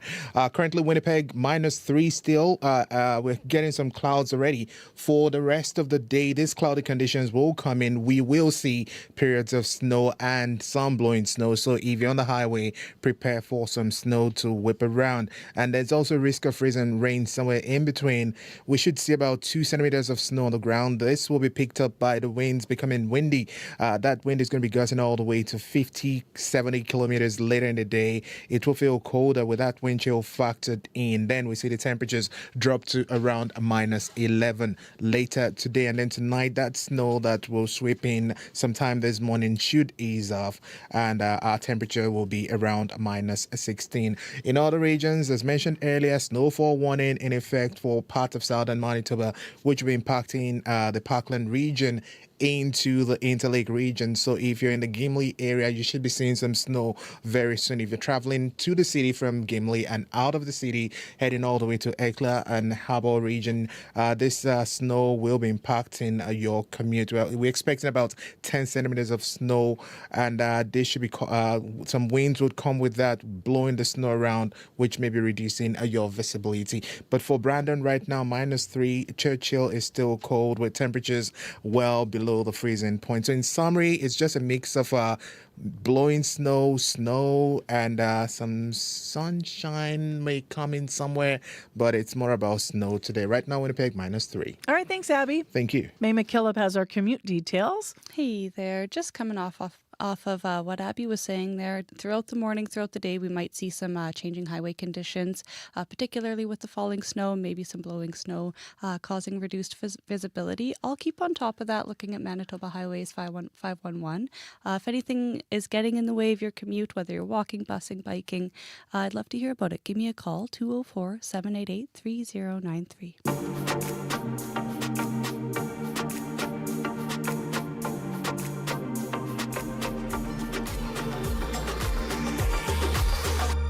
Well, as I mentioned, it has become an inescapable topic. It seems that everyone is talking about U.S. President Donald Trump, his tariffs and his annexation threats. If you ask an adult in the city to share their thoughts on the president's latest actions, they'll probably talk your ear off or avoid the conversation altogether for stress. So we wondered how that's playing out in classrooms. One Winnipeg teacher says it's somewhat the same for the kids. Tara Law is a grade 8 social studies and EIA teacher at École George MacDowell.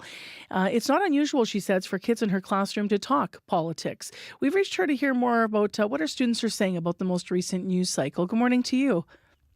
Good morning. So what have you been hearing from your students about their thoughts on Trump's tariffs? How do they articulate this and engage with this?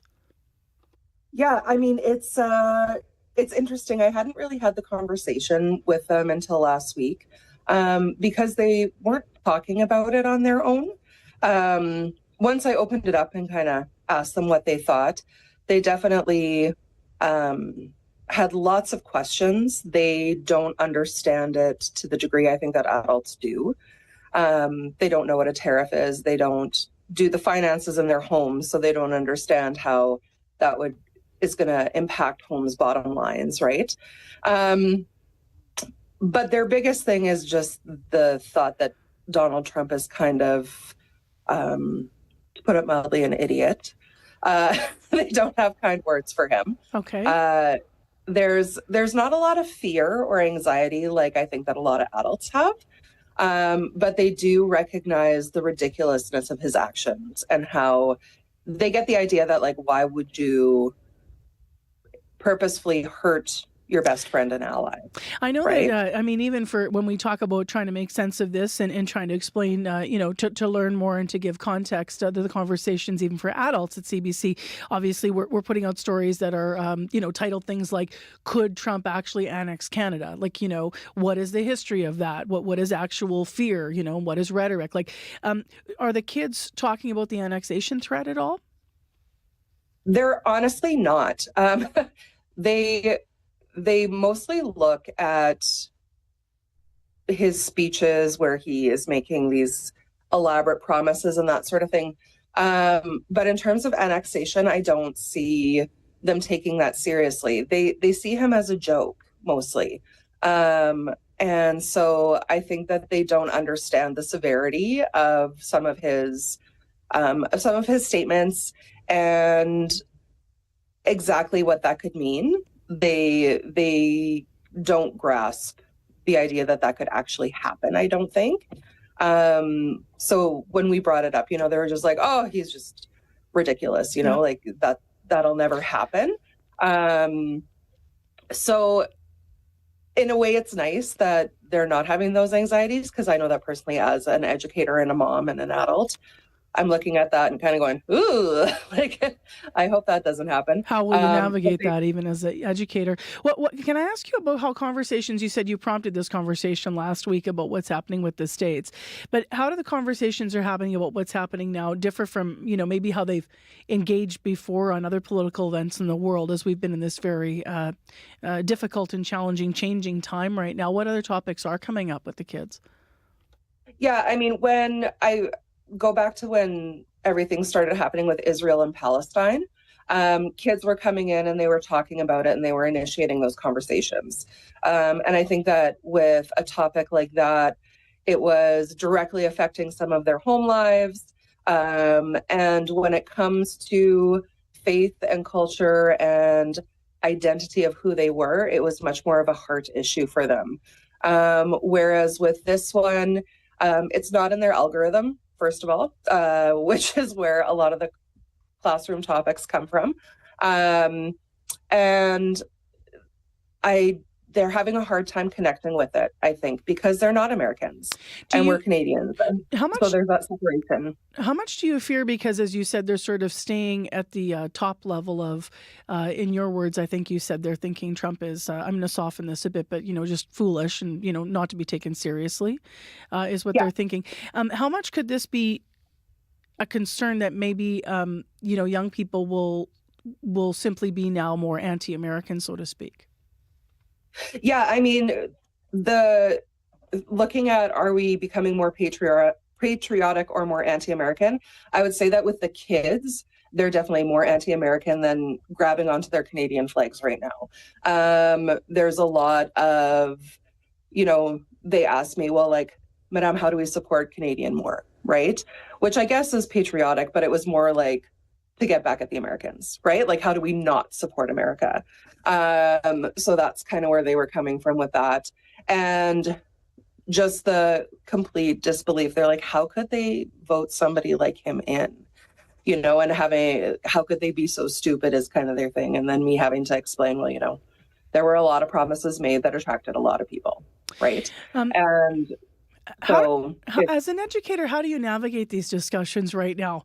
Especially when I'm thinking about the changing makeup of our classrooms as well. I mean, you're going to have people that come from, potentially you're going to have students that are coming from their own lived experience in other countries where the political situations have long been different, or the challenges, or maybe they've even had to flee country for political reasons. So the lenses on all of these things will be different. And then, as you said, some of the other discussions are going to have, very literal personal heart in the game. What's it like as an educator to try to navigate all of this with your students? I think that it's just really important for us to focus on the facts, and to also give grace with the students and understand that if kids are getting really passionate about stuff or saying things that might seem disrespectful, that you're taking into account those lived experiences and not just jumping on them. And then also just, I personally make sure that my class is a safe space. So if kids are feeling uncomfortable, if I'm bringing up past feelings that they don't want to talk about, I'm obviously giving them ways to leave the classroom, go take a walk, come and chat with me afterwards and debrief if they need to. But those are all very, very real things as educators that we're navigating every day. Like in my classroom, I've got, just in my homeroom alone, I've got 6 kids that are observing Ramadan right now. And when we've talked about Israel and Palestine stuff, I mean, they have family there. And so you have to just deal with it with a lot of empathy and not assume that kids are saying things to be nasty or to get a reaction or shock value, that some of it is actually coming from a place of just really big feelings. Thank you so much for giving us some insight into your daily reality in the class. We appreciate it this morning. You're very welcome. Thanks for asking me out. Have a good day at school. Thanks. That's Tara Law up early and with us via Zoom today. She teaches social studies, ELA, and health at École George McDowell here in Winnipeg. If you want to weigh in on how you've been navigating all these different types of conversations in your classrooms, listener line's always open. It's 788-3205.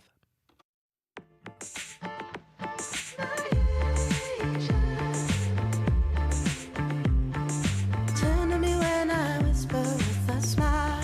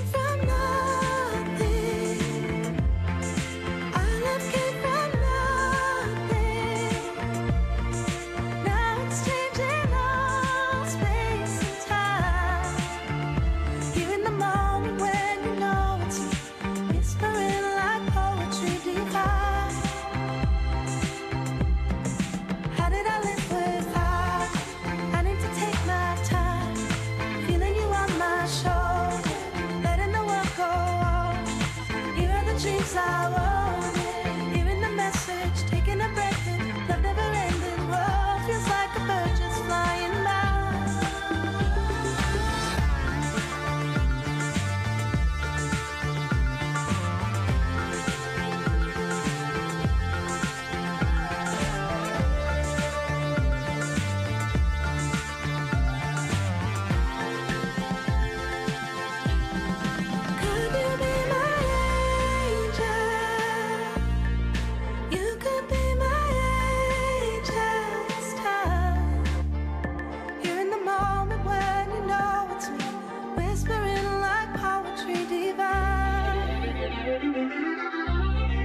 How did I live without all of this love is mine? Feeling you on my shoulder. Basha Bulat with My Angel. Her long-awaited album, Basha's Place, is out now. Catch her interview with Tom Power coming up later this morning on CBC Radio's Q.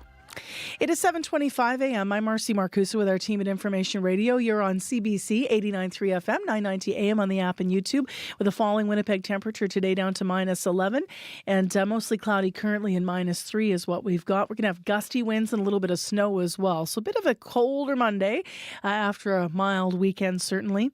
On the commute this morning, give us a call if you have any issues. So far, so good. 788-3093. It's time for morning sports with Paul McGowan. Hi there, Paul. Hi, Marcy. So let's start with curling, and the Brier has a new champion. After 3 straight years of Brad Gushu, the Team Canada skip did not make the final yesterday. It came down to Manitoba's Matt Dunstone and Alberta's Brad Jacobs, and it's Jacobs who comes out on top, even with all the baggage of 9 straight playoff losses at the Brier coming in. Lots of emotion on the ice after that victory, in particular from Alberta lead Ben Hebert. This is, amazing. Putting a lot of hard work and bringing Brad into the fold and heading back to my home province of Saskatchewan for the Worlds. I'm not getting any younger, so you never know how many of these you got left. I'm gonna stop crying, but I'm stoked. I'm so stoked, and to do it with these guys means a lot. Tears and an F-bomb on live TV. It doesn't get much better than that. The Alberta rink will now represent Canada at the coming World Championship in Moose Jaw. That gets underway in less than 2 weeks. To the NHL now, where the trade deadline acquisitions played into the Winnipeg Jets game against the Hurricanes. Yeah, just not for the Jets, unfortunately. Defender Luke Schenn has yet to play for Winnipeg. Brandon Tanev was a minus player in just under 12 minutes of ice time. Instead, it was Mark Jankowski and Logan Stankoven playing hero for the Hurricanes. Jankowski with a pair of goals. Stankoven got a power play marker. And to add insult to injury, it was a Winnipegger, Seth Jarvis, who scored into an empty net to seal the victory for Carolina. Coach Scott Arniel says part of the reason for the loss was penalty trouble. Obviously we took 6 minors. We took 3 in the first period. Kind of lost a lot of our flow. We did a good job on our kill, but the flow of the first wasn't there. They're a good team, and they pressure. We know that was going to be what was coming at us. At times we did some good things. End of the day, it just didn't seem like we had it tonight. Yeah, didn't have it last night, but Winnipeg still atop the Western Conference and still tied with Washington for first overall in the league. The Jets are back in action tomorrow night, hosting the New York Rangers. And let's finish with basketball. A Canadian solidifying his case for league MVP.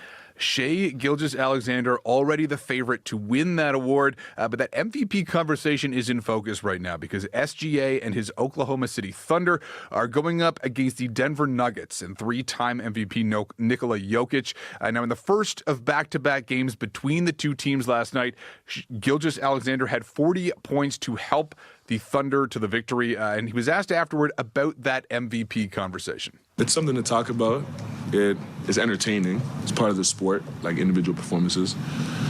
But it's an honor to be in the conversation in itself and be regarded as such. It's been very fun. Most of the appreciation comes from, honestly, like my teammates. No matter how good of a basketball player I am, if we don't check the win column as much as we do, the conversation wouldn't be the conversation. Such a Canadian response there from Shai Gilgeous-Alexander. Said that wins are important, thanked his teammates. I almost expected him to talk about getting pucks deep at the end of that response there. Speaking of basketball, the Raptors are back on the court tonight. They're up against Washington. All right, thanks a lot. Thanks, Marcy. That's Paul McGowan with our morning sports today, filling in for Scott Regehr. I'm Marcy Marcusa with our team here at Information Radio on CBC. Thanks so much for joining us this Monday morning. I've given some thank yous as well. I've been ill the last couple of weeks on and off, so just big thanks to Margot Watt for coming in and sitting in for me, as well as Corey Funk, I know, was filling in one day last week as well. Still ahead on the program, you may have heard of Jordan's Principle. You've likely heard of Jordan's Principle. I hope you have. But you may not be fully familiar with the Manitoba boy whose life inspired this. One Quebec playwright wants to change that, not just here, but across the country. He's doing it the only way he knows how, through theater. So we're going to hear about his new play that tells the story of Jordan's Principle and all of the background and the story of Jordan River Anderson from Norway House Cree Nation. So we're going to talk to that playwright. That's coming up after your CBC Winnipeg News. This is CBC News. Good morning. I'm Heather Wells in Winnipeg. At 7:30, it is -3, and the temperature, in fact, our entire weather picture is about to make a big shift back into winter. Periods of snow and blowing snow this afternoon. That wind is going to become strong from the north. Temperature falls to -11 in Winnipeg this afternoon. If you're in western Manitoba and parts of the Interlake, it's a snowfall warning, up to 10 centimeters possible today.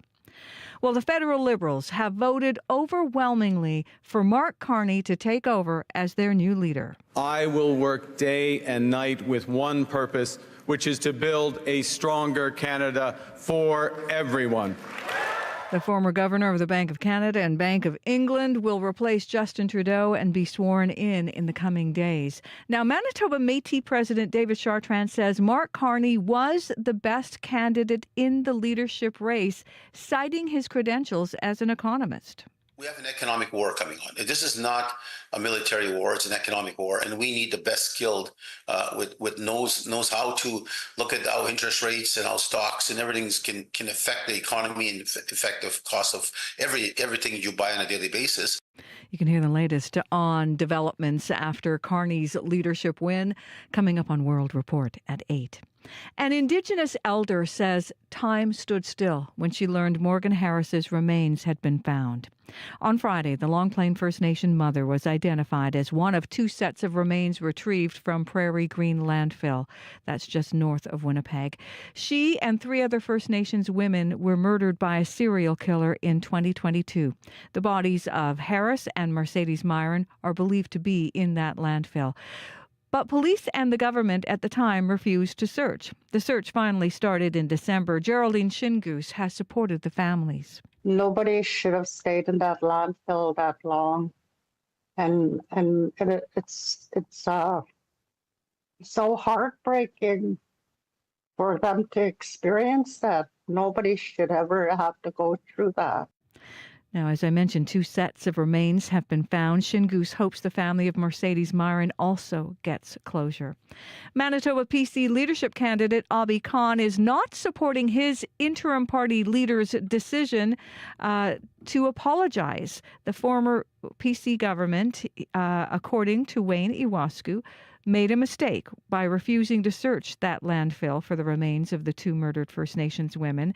Iwascu says the party erred by prioritizing prosecution of a serial killer over the victims' families' need for closure. Abhi Khan says the former government displayed a lack of empathy in the way it communicated its decision, but he wouldn't call the decision a mistake. The decision that was made at the time was based on the information that was presented at that time. I think if you can now look in hindsight and say the information that's now available to us, what can be done would have favored a different response at that time. Khan notes the NDP government waited for a conviction before it started the landfill search. The search, as we've been hearing, led to the discovery of 2 sets of remains. Well, with trade tension escalating between Canada and the U.S., Brandon's Benlin Industries says its focus is on domestic sales and procurement. The steel maker has one product facing a 25% tariff.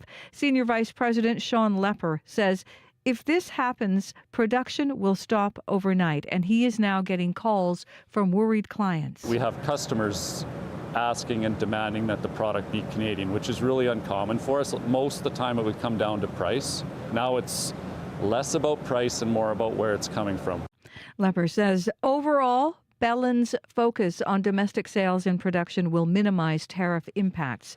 Its steel comes from Canadian cities, and the final projects are largely sold within the country. Remembering J.J. Harper. A memorial in Harper's name was held at Stanley Knowles Park yesterday, 37 years after his death. Harper was 37 when he was shot and killed by Winnipeg police near that park. Police were in the area looking for someone else when the officer confronted and shot Harper, who was unarmed and had committed no crime. Both Harper's death and the 1971 murder of Helen Betty Osborne prompted Manitoba's Aboriginal Justice Inquiry. Garrison Settee, Grand Chief of Manitoba, Kuwaitanawi, Okemakanak, spoke of Harper's legacy. As a former leader and a spokesperson for his people in Wassigamak, I think that his voice still resonates because of what he stood for. He was an advocate for his people, a very powerful voice, and those are the things that we remember. Settee says Harper was a victim of racial profiling in the justice system, adding more work still needs to be done. Getting caught in a hurricane. Lowry scores. Adam Lowry, that's as casual a goal as you'll see. Adam Lowry in the third period there on TSN. Too little too late as the Jets are beaten by the Carolina Hurricanes. Late yesterday afternoon. The score 4-2. It is the Jets' last game of the road trip. Coach Scott Arniel. We knew what Carolina's throwing at us, and we just didn't get to our A game fast enough. The Jets are now back home and will host the New York Rangers tomorrow night. You can find more news updated throughout the day. All you have to do is head to cbc.ca/Manitoba. All right. Thanks very much, Heather. You're welcome. So, Abby, did you change your car clock yet, or did you run around the house? We had the daylight savings, of course, right? We lost an hour yesterday. I had a moment on Sunday because I work with two time zones in my place. Okay. I have a wall clock analog in the living room, and I have one in the bedroom, and I could not remember which is an hour ahead. So what I did was I flipped both of them. Yep. Like I just flipped both of them to an equalized time. Yep. And I was 2 hours ahead when I woke up this morning. Oh my gosh, you're all out of it. I was like 2 hours ahead. I know. I always have to remind myself, right? So like the payoff obviously is it's brighter at the end of the day. It's darker when we come to work in the morning now. True. But yeah, so it's 7:36 right now, people. Don't be late. Your clock might still say 6:36 a.m. if you didn't change it. Especially the microwave. I know, right? There's always those niggly little ones. I've got the microwave, the coffee maker. The stove, the coffee maker, and the got a little wall clock. I have an old school wall clock. And then the car. I think the car is usually the last thing people do. I think the most difficult to set is the oven. I still struggle. Really? Sometimes I try setting the timer on the clock on the oven, and the minute I hit set, it starts counting down like I'm cooking. I'm like, no, I'm not doing that. I'm trying to set the clock. And my car right now is okay, but my last car, you had to you couldn't press it. You actually had to get something like a pin. Yeah, full on. I always had to have a paper clip was my go-to. Like open it up and try to press that little thing so to change.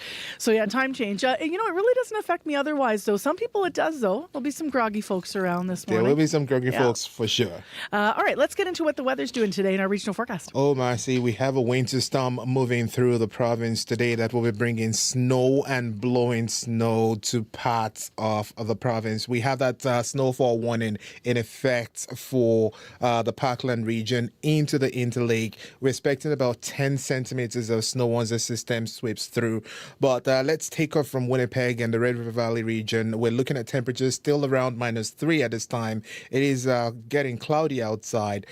We should see snow and blowing snow today. That will develop later. Temperatures will drop to around -11 by the afternoon, and then for tonight the snow will ease off and we'll see temperatures get into around -20. For the Pembina Valley region, similar conditions we're seeing to Winnipeg from Morden all the way down to Altoona. Blowing snow and snow will be expected. Heading west to Brandon, -6 with snow developing later in the day. For the Westman region, we're looking at about 4 centimeters of snow and breezy conditions. Temperatures also dropping to around -11 later. In the Parkland region, currently -9, heavy snow expected up to 10 centimeters expected for folks in Dauphin and surrounding area. Temperatures will be falling to around minus 15. In Interlake region, Gimli at minus 6 at this time. We're seeing cloudy conditions. Snow is also starting this morning. We're looking at about 5 centimeters in that region with temperatures dropping to minus 14. Taking the map up to the powerful influence surrounding areas, we're looking at mostly cloudy conditions with temperatures around minus 21 at this time. You're already seeing some snow there. That should ease this morning and your temperatures will get to minus 15. In Thompson, minus 28, clear. You're looking at a high of minus 18 today. And for Churchill, ice crystals, you're getting minus 30. I expect light snow and wind chills will be feeling like minus 40 this morning. So it's more like snow and blowing snow that will be affecting southern Manitoba today with colder temperatures moving south to north. And for Winnipeg right now, it is minus 3. All right. Thanks, Abby. Thank you. Let's get into the commute with May McKillop. I think we're in that moment. It's the calm before the storm. A little bit, yep. I'm not seeing too much show up in the commuter line, whether that's here in the city or out on the highways. But as Abby said, we're going to see some snow coming throughout the morning and throughout the day. In the Interlake, I'm thinking we might start to see it in this morning. So you might start to see some blowing conditions along the highway, causing reduced visibility. I'll keep you updated throughout the show about the commute and what's going on. 511 for Manitoba highways. And give me a call if you're seeing anything get in the way on the commuter line. The number to call is 204-788-3093. All right, thanks very much, May. Well, next on the show, although Jordan River Anderson was from Norway House Cree Nation, he spent most of his life in Winnipeg hospitals. When he was born in 1999, Anderson was diagnosed with multiple disabilities. He spent 2 years living in hospitals as federal and provincial governments debated who would pay for his home care. In 2005, Jordan died. He was only 5 years old. Although the creation of Jordan's principle after his death sparked a movement to uphold human rights for all Indigenous children, there are still many in this country who don't know his story. Jimmy Blais is my next guest. He's a Quebec-based writer, actor, and director, and he wanted to honor Jordan's life and legacy, so he did it through theater. He has a play called Jordan. It will be lighting up stages in Montreal next month with hopes to have it in cities like ours and others across the country. Now, ahead of the opening in Montreal, we've reached him there to learn more about his motivation for this. Good morning. Good morning. So tell me a little bit about what inspired you to create this play personally and when you would have first, leaned into the story of little Jordan River Anderson. Yeah, I was doing some research in the pandemic, just looking at stories that have yet to be told. And a big one for me was landing on Manitobans' documentary, The Messenger, which is a documentary about Jordan River Anderson and the legal battles that ensued after his death. And it really inspired me to want to try to tell this story. The kind of closing image of that film thanks Jordan for being our hero. So I kind of took that concept and ran with it.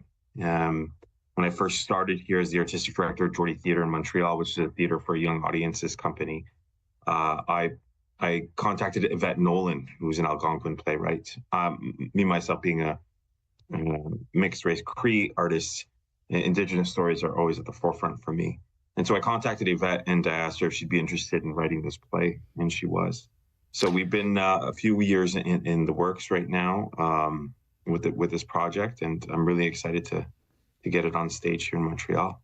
What was it about Jordan's story that resonated with you the most? And how did you go about, how was Manitoba connected to your research in developing the play? Well, the thing that really kind of hit me the most was the fact that this was a story that a lot of people don't know about, myself included at the time. And, I think it goes to part of a long list of truths that Canada is unaware of. And I always believe that truth comes before reconciliation. And it's been a big part of my work over the last 15 years or so. As far as Winnipeg is concerned, I'm in close contact with another theater company in the city who are very interested in bringing this story to your city. Our set designer has done a lot of research in terms of pulling images from the landscapes in between Winnipeg and Guinness-Sipi or Norway House. And so those have been incorporated in the set design as well. The set and projections. Yeah. In terms of the content, I understand you spoke to his family about That's the correct, play. yeah. Well, what was their reaction when you told them about it? It was important for us to get in touch with the family and make sure that we got the consent first, obviously. They were excited. They were excited that Jordan was going to be framed this way. The story frames him as a superhero. And they shared with myself and Yvette that although they've been very happy with the response of the documentary and the growing popularity of the Spirit Bear, which has become kind of the mascot of the Caring Society and the fight for Jordan's principle, his family was excited that a little bit of light would be shed on Jordan himself and tell a little bit more of his story. So yeah, both Jordan's father and Jordan's sister were very excited by the potential. Tell us just a little bit of the framework of the play, because I understand it begins at the moment that Jordan is trying to cross into the spirit world. Yeah, so we start with a really beautiful opening scene where we see Jordan's mom stroking the head of Jordan, and he kind of awakens through the help of his stuffed bear. His stuffed bear gets some instructions from the creator, to which the details we're not privy, but we understand the interaction. And the spirit bear Masqua helps guide Jordan through what we call a Christmas Carol montage type of scenario, where we see Jordan gets to witness the help he's posed and how many lives he saved in different situations. And we see pockets of that along his journey. Eventually, Jordan, does make it back to his home community, which is pretty special. Home is obviously a major theme in the play, I understand, obviously. Yeah, it is. It's about his journey home. It's about, reconnecting. I mean, spoilers, but hopefully this won't deter anybody from coming to see it when it does come to Winnipeg, because I believe it will. That he does reconnect with his mom, who, if anybody knows the story, passed away just months after he did. And a lot of his family believes it was because of a broken heart. So it's quite a beautiful closing to our story. Thank you very much for being on to tell us a little bit about this, obviously with big hope that it will come to Winnipeg. I know the premiere is April 3rd in Montreal. Appreciate your time today. Thank you so much. That is Jimmy Blais. He's the director and creator of Jordan, which is the new play that we've been talking about. It does premiere, as I mentioned, April 3rd in Montreal. The United States has been ripped off. The stories that matter. Canada will be responding as they happen. We must put Canada first. At home and around the world. We don't need the products that they have. And what they mean to you. For news you can trust. We're coming to you live. Stay with CBC News. It is right now 13 minutes to 8 o'clock on 89.3 FM, 990 AM on the app and YouTube. So coming up on the program after 8 this morning, as you have been hearing and likely you've been reading the reaction and maybe posting and reacting yourself, we got the news over the weekend that the remains were found at the Prairie Green landfill that were confirmed to be Morgan Harris. We are going to hear more from two advocates who've been supporting the families. We are going to hear more from the Premier, and all of that is coming up for you after 8 o'clock on the program. Let me also read some comments that have been coming in. I asked very simply, I posted on Facebook Saturday morning, what's the best news you heard this week without qualification, just asking that question openly. And we did get reaction on a number of different stories and even things going on in your life here in Manitoba. But I want to read some of the comments that came in on the finding at the landfill. Magpie McGee said, the best thing I heard is that the family of Morgan Harris have news that their loved one will be honored properly. Cheryl German writing in to CBC, the search of the landfill was worth every penny. Lee Page saying, finding one of our missing Manitobans, the beloved Morgan Harris, was the best news.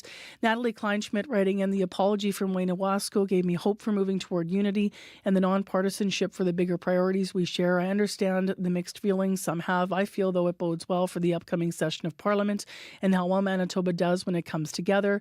And finally, Chaz Van Dyck writing in on this as well, that they've identified, the best news this week was that they identified the human remains as those of Morgan Harris. Chaz added, praying that the other ones will be Mercedes Myron, prayers for the family as they begin healing, prayers for all of us as we strive to move forward with reconciliation, and prayers of gratitude for our provincial government who have the courage to move forward on this. So mixed bag of comments there, as I mentioned, but people right away going to that news of the week, obviously, is resonating with all kinds of different people here in Manitoba. It is 11 minutes to 8 o'clock on 89.3 FM, 990 AM on the app and YouTube. I'm Marcy Marcusa. Well, next on CBC, let's get to the next big news in this country that's going to resonate with all Canadians.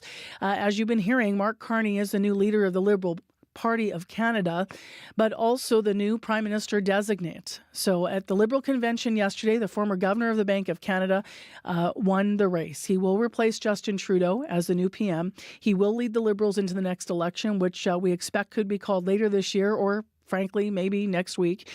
Here's what he had to say after being announced as the Liberal Party's new leader and Prime Minister designate. Now, I feel like everything in my life has helped prepare me for this moment. 2 months ago, I put up my hand to run for leader because I felt we needed big changes, but big changes guided by strong Canadian values. The values I learned at the dinner table from my parents, Bob and Verley, and my 3 siblings, Brenda, Sean, and Brian. Values that I learned at the hockey rinks of Edmonton from my coaches, such as Stormin Norman Lee. He exists. We didn't call him that to his face, by the way, but that was his. My parents were teachers, and they stressed the importance of hard work, of community, and of tolerance.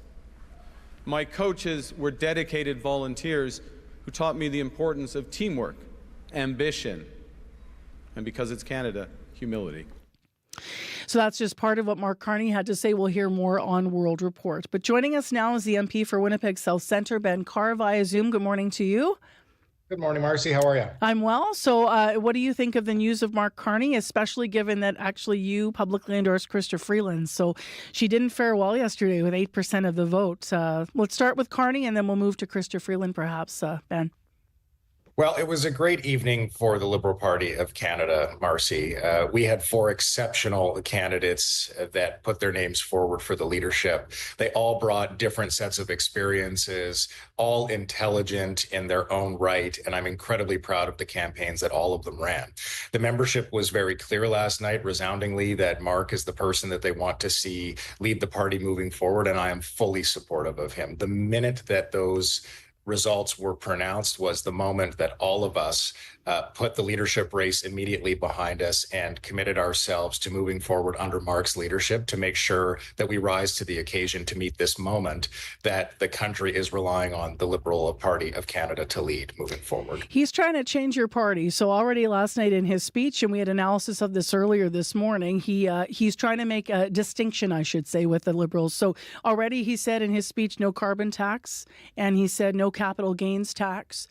I mean, some Canadians might have a challenge reframing the Liberal Party under those, thinking about it in a new way, given that when you think about the budget and all of the, the cross-Canada tours from Freeland, selling the budget, talking about the importance of these taxes and such staying in place, and now the shift. So how do you want Canadians to think about your party this morning under Mark Carney? Well, every party, when it undertakes a change in its leadership, is going to have some new policies come forward. There's going to be new energy, new ideas. I think that a couple of the policies that you mentioned were not resonating with Canadians. I don't think that we as a government did a particularly good job around communicating them and helping Canadians to understand exactly what it was we were trying to accomplish. So you learn from that and you move forward and you use the energy and intelligence of those around you to generate new ideas and new momentum. Mark Carney is an exceptionally intelligent person who has a high degree of experience. And I think it's important to note that that experience has come under pressure and during crises. As the former governor of the Bank of Canada during the 2008 financial crisis, as the former governor of the Bank of England during Brexit, Mark has what it takes to guide us through this very difficult moment. So I have a tremendous degree of confidence in him and the party under his leadership to rise to the occasion and to move us in the direction that this particular moment requires. What do you hope that he might adopt that Chrystia Freeland was running on? As you said, the race is now behind you, but you did support Chrystia Freeland. So I'm wondering what you hope that he might bring to the table, perhaps from what you heard as she was talking about how she would have led the party.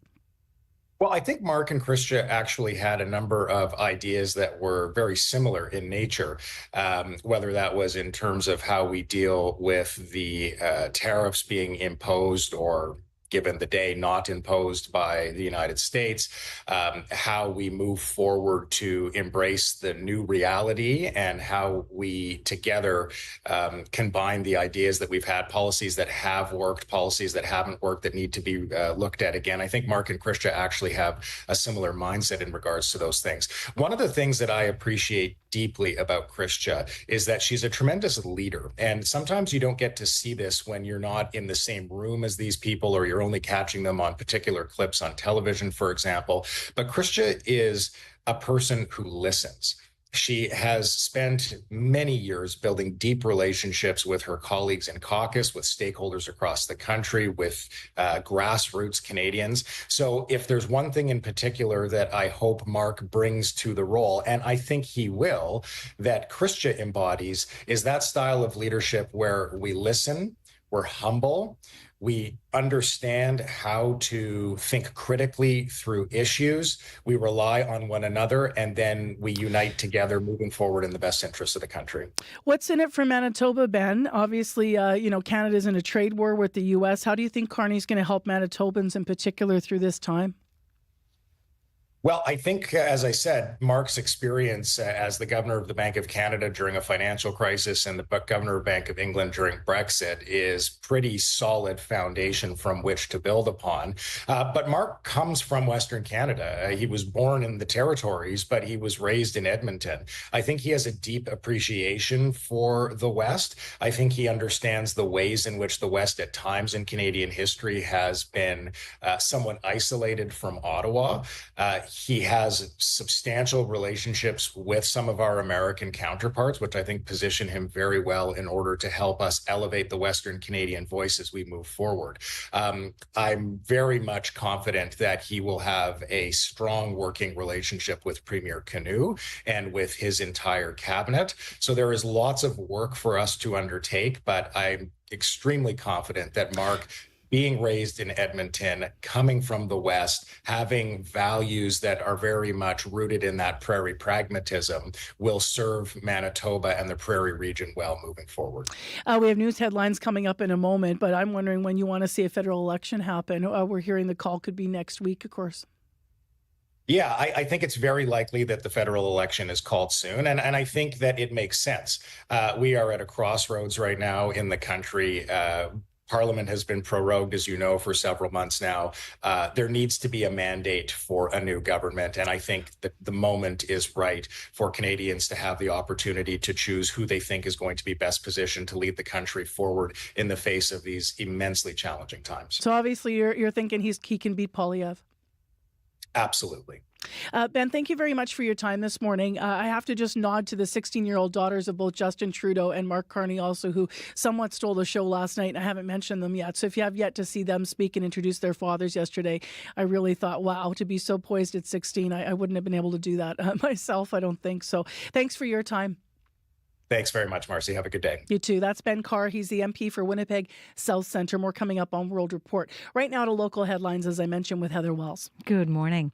Well, Manitoba PC leadership candidate Abhi Khan is not supporting his interim party leader's declaration that the former PC government made a mistake by refusing to search a Winnipeg area landfill for the remains of 2 murdered Indigenous women. Interim PC leader Wayne Iwascu apologized Wednesday. Abhi Khan says he wouldn't call that decision a mistake, saying saying it was based on information available at the time. And remembering an Indigenous leader. A memorial in honor of J.J. Harper, 37 years after he was shot and killed by Winnipeg police. Police had been in the area looking for someone else. Harper was unarmed and had committed no crime. His death and that of Helen Betty Osborne in 1971 prompted Manitoba's Aboriginal Justice Inquiry. I'll be back with more Manitoba news at 8:30. All right, thank you, Heather. You're welcome. We're going to hear from Premier Wab Kinew on the remains found at the Prairie Green landfill being identified as Morgan Harris as well coming up. And we're going to hear more in this story and more reaction from longtime advocates who've walked in step with the family. So stay tuned. That's all still ahead after 8 on CBC. It's 1 minute to 8 o'clock. It is -3. Today on Q with Tom Power. In the new political thriller 0 Day, the British actor Dan Stevens plays the role of a conspiracy theorist political commentator. Dan will tell you what it took for him to get into this role and why he's down to try anything, especially when it's opposite one of his heroes, Robert De Niro. I'm on to you, Georgie.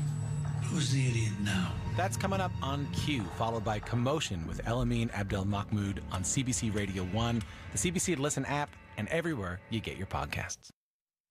The CBC News is next. Coming up in half an hour, it's The Current with Matt Galloway. Teens on average get 237 notifications every single day on their phones. We will hear from 18-year-olds who are tuning out phones and social media and taking back control over their time and attention, coming up on The Current. This is World Report. Good morning, I'm John Northcott. Mark Carney, the new leader of the federal Liberals, by an overwhelming margin. The former governor of the Bank of Canada and the Bank of England will replace Justin Trudeau. He'll be sworn in as Prime Minister in the coming days. And as Tom Perry reports, Carney will lead the Liberals into an election that must come by October, but is expected much sooner. I will work day and night with one purpose, which is to build a stronger Canada for everyone. For Mark Carney, it's a resounding win. The former bank governor took more than 85% of the vote in the Liberal leadership race, more than 10 times the support of the second-place finisher, former Deputy Prime Minister Chrystia Freeland. This is a strong, clear result for the Liberal Party.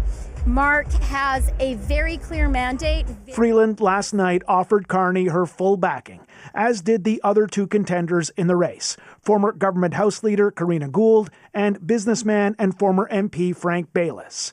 In his acceptance speech, Carney vowed to strengthen the economy and continue the federal government's campaign against U.S. President Donald Trump and his trade war. We didn't ask for this fight.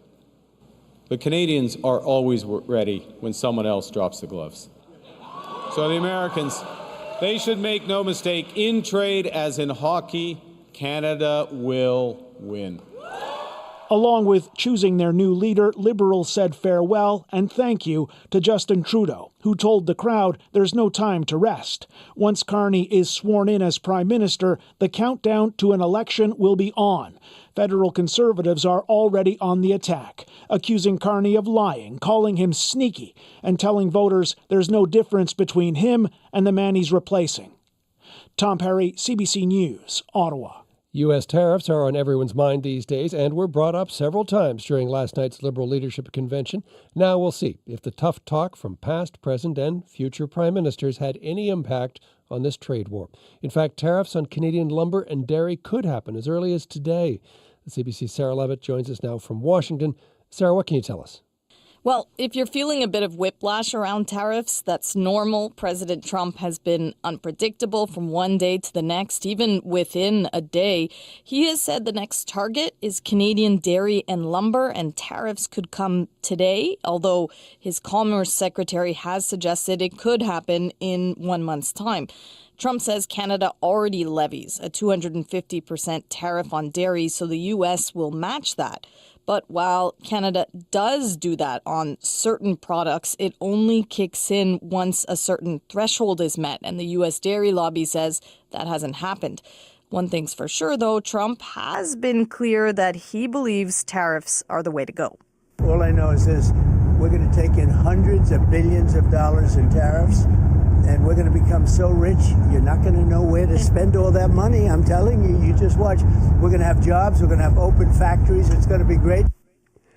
So, Sarah, we now understand that Canada could be facing even more Trump tariffs later this week.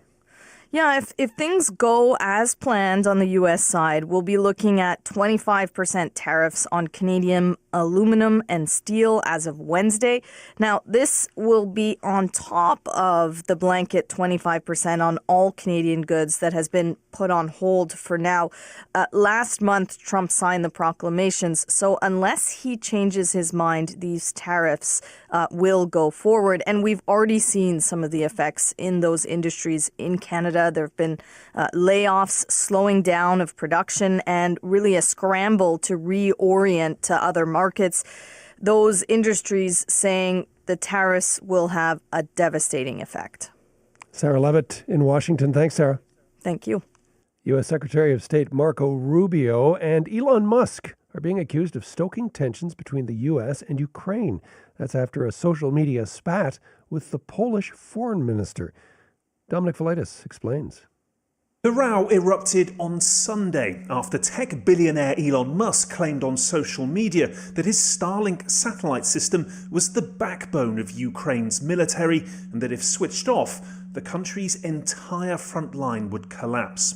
Poland, which pays around $50 million a year for Ukraine to use Starlink, was quick to respond to the post. The country's foreign minister, Radosław Sikorski, implied threats from Musk over Ukraine's access to Starlink could force Warsaw to look for other satellite suppliers. The comment then drew fire from US Secretary of State Marco Rubio, who accused Sikorski on X of making things up while suggesting Poland's top diplomat was being ungrateful. And the public spat didn't end there. "Be quiet, small man. There is no substitute for Starlink," was Musk's response to Sikorski. Dominic Velitis for CBC News, Riga, Latvia. A rescue operation is underway off the east coast of England after a cargo ship and an oil tanker collided. Several lifeboats and a Coast Guard rescue helicopter are on their way to the scene, along with vessels with firefighting capability. There are reports the tanker is on fire. CBC News is taking a closer look at how provinces and territories are responding to the primary care crisis. It's a special series called The Cure. And today we tackle the recruitment and retention of doctors, especially in remote areas. According to Health Canada, the country needs 23,000 family physicians. As Jennifer Norwell reports, that's got one British Columbia city focusing on the details. We're going to leave a little basket of toys as a surprise on the kids' beds whenever they arrive. We take the time to buy them some groceries. Melissa Lapointe runs the Healthcare Landing Program in Williams Lake, BC, a city of 11,000, about 7 hours north of Vancouver. As of last November, about 75,000 people in BC's interior region didn't have a primary care provider. Lapointe meets healthcare workers arriving in the community and makes sure the community meets their needs: housing, transportation, daycare suggestions, stock fridge, social outings, and more. The program started in 2022 to attract and retain new and locum doctors to the city and nearby municipality of 100 Mile House. We have expanded into allied health, medicine specialists, students. The program runs off of $176,000 of core funding, and as it grows, is generating revenue of its own. Small things from someone else's perspective, but a massive impact that it had on us. Dr. Jacques Nieuwhof and his wife Mariska, both family doctors from Pretoria, South Africa, arrived in Williams Lake to a warm welcome 5 years ago before the program was formalized. They've set up practices and work in the local hospital. Jacques Nieuwhof is also the chair of a local doctor recruitment committee. You've got the lovely nature outside and you've got the lakes outside, but other communities have that too. But not all the communities have this family feel. The city says the program is helping. Since 2023, 15 doctors have been recruited to Williams Lake. Jennifer Norwell, CBC News, Kamloops. And finally, Prime Minister Justin Trudeau is leaving his successor with blueprints for a radical and controversial proposal: reform the RCMP. In an extensive interview with CBC News, Trudeau says the Mounties should transition out of local duties and focus on federal policing. More from Catherine Tunney in Ottawa.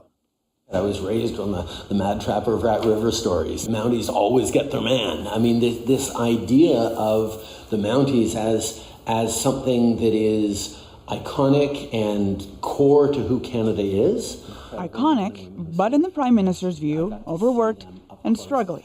In some of his final hours in office, Trudeau sat down with CBC News, arguing for a radical shift in how the RCMP operates. It's time, he says, for the Mounties to end local frontline policing in provinces across the country and shift its focus nationally to some of the most serious crimes in Canada, like terrorism, foreign interference, and organized crime. We know we have an extraordinary institution, but I know, for having seen it, that the RCMP is strained, and we've all seen it, in dealing with the level of threats and the new reality of a much more dangerous world. Calls to reform the RCMP have been building for years, perhaps never as intense as after the 2020 mass shooting in Nova Scotia. Report after report have suggested the RCMP is too big, its focus too split to best serve Canadians. So the timing of Trudeau's white paper and the final days in office, with an election looming, will garner criticism. This isn't me trying to jam something out the door. We're at a moment where we have to bring Canadians into this conversation. Trudeau did not answer if he's raised his proposal with his successor, only saying this is a vision more than one leader will need to take on. Catherine Tunney, CBC News, Ottawa. And that is the latest national and international news from World Report. Remember, you can listen to us live every morning on the CBC News app. Just tap on the local icon. I'm John Northcott. This is CBC News.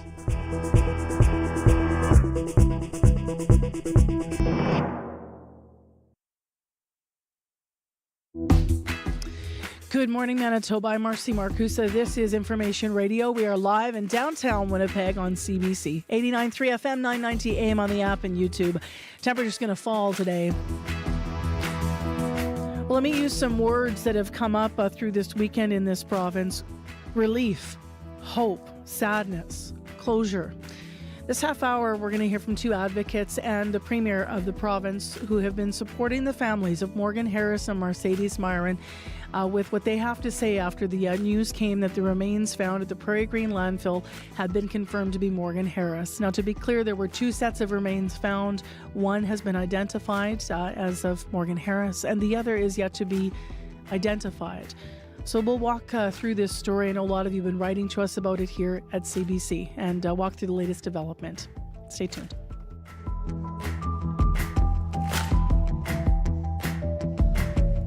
Right now, let's go to Heather Wells for the news headlines. Good morning. Good morning. Well, an Indigenous elder who has supported the families in their call for a search of Prairie Green landfill says time froze when she heard the news Friday that police had identified one of the two sets of remains found in the landfill as those of Morgan Harris. She is one of 4 First Nations women murdered by a serial killer nearly 3 years ago, and the mother of 3 girls who never gave up their crusade to bring her home. Geraldine Shingu says the Harris family has taught her so much about humility and focus. We're going to hear from her coming up. And it is going to be a busy week for Mark Carney. He is the next leader of the Liberal Party and Prime Minister designate. The former Bank of Canada governor is new to politics and is expected to call an election sooner rather than later. We're going to hear some local reaction to his win coming up in our next local news at 8:30. All right. Thank you, Heather. You're welcome. Well, if you're supposed to be at work at 8 and you forgot to change your clock, then, you're late. It's 8 already. After 8. Let's find out what's going on in the forecast for the rest of the day, Abby. Across the regions, we're looking at periods of snow throughout the day. Some areas will see 3 to 6 centimeters. Some areas will see 10 centimeters. Focusing, this 10 centimeters should be around the Parkland region into the Interlake. Currently, Winnipeg, it is -3. It is getting cloudy out there. These cloudy conditions will stay with us for most of the day. Some snow and blowing snow will creep in. There's a chance of freezing rain this afternoon. We get about 2 centimeters of that snow coming our way, and then temperatures will be dropping to around a -11 in the afternoon. But the wind, will be windy at some points, gushing all the way to 50 kilometers, and then it's going to even peak up and get up to 70 kilometers. So you want to keep your hats on. That's what I can say. And then for tonight, the snow and the blowing snow it's going to calm down, and then we're going to get some clear conditions. But for today, it's all about about the snow, blowing snow, and a chance of freezing rain with temperatures dropping to -11. Proper spring chill. All right. Thanks, Abby. Thank you. May McKillopson to look at our commute today. No calls on the commuter line so far, but I will just highlight throughout the morning you might meet some of that snow, particularly through the Parkland or Interlake region. Watch out for blowing snow and reduced visibility on the highways. Anything else you're seeing on the highway or in the city on the commute here? If you're busing, biking, driving, give me a call and I'll pass that message along. 204-788-3093.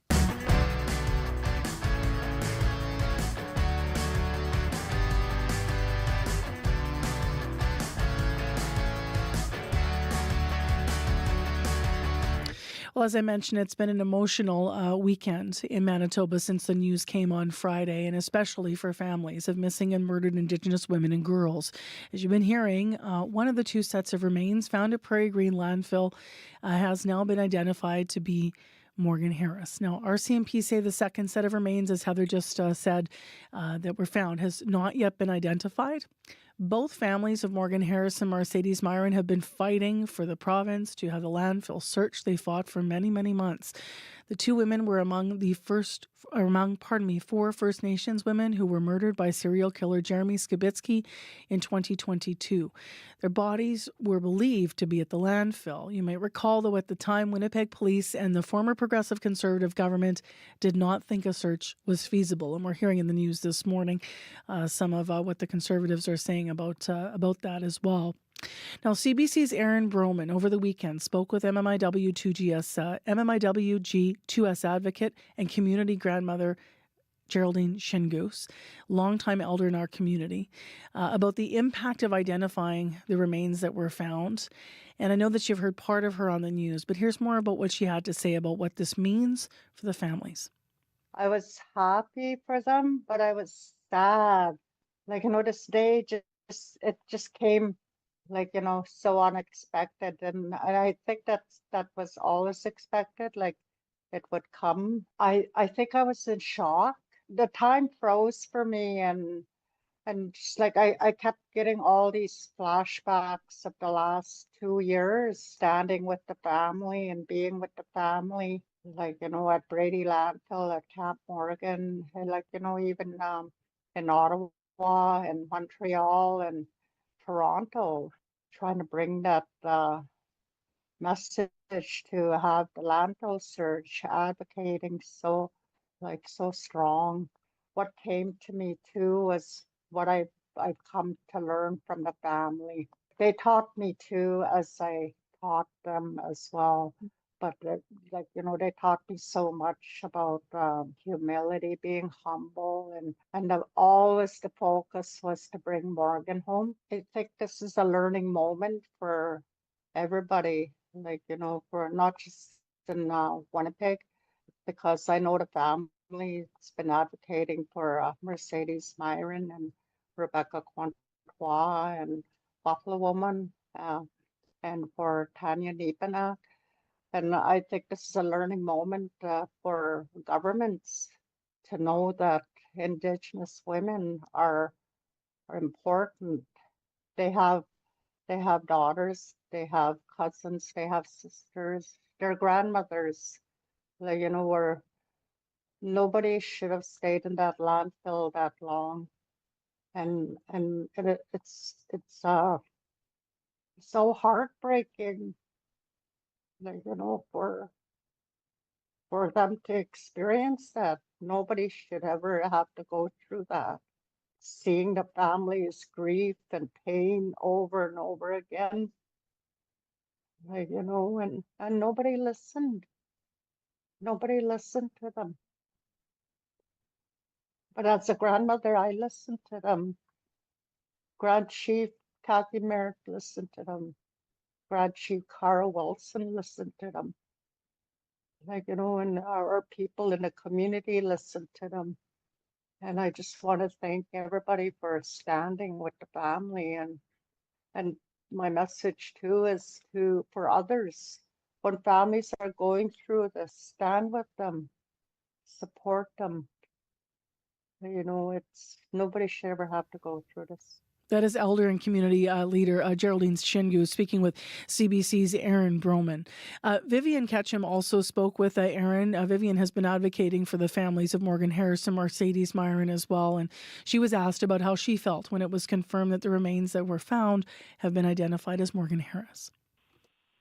Such a relief.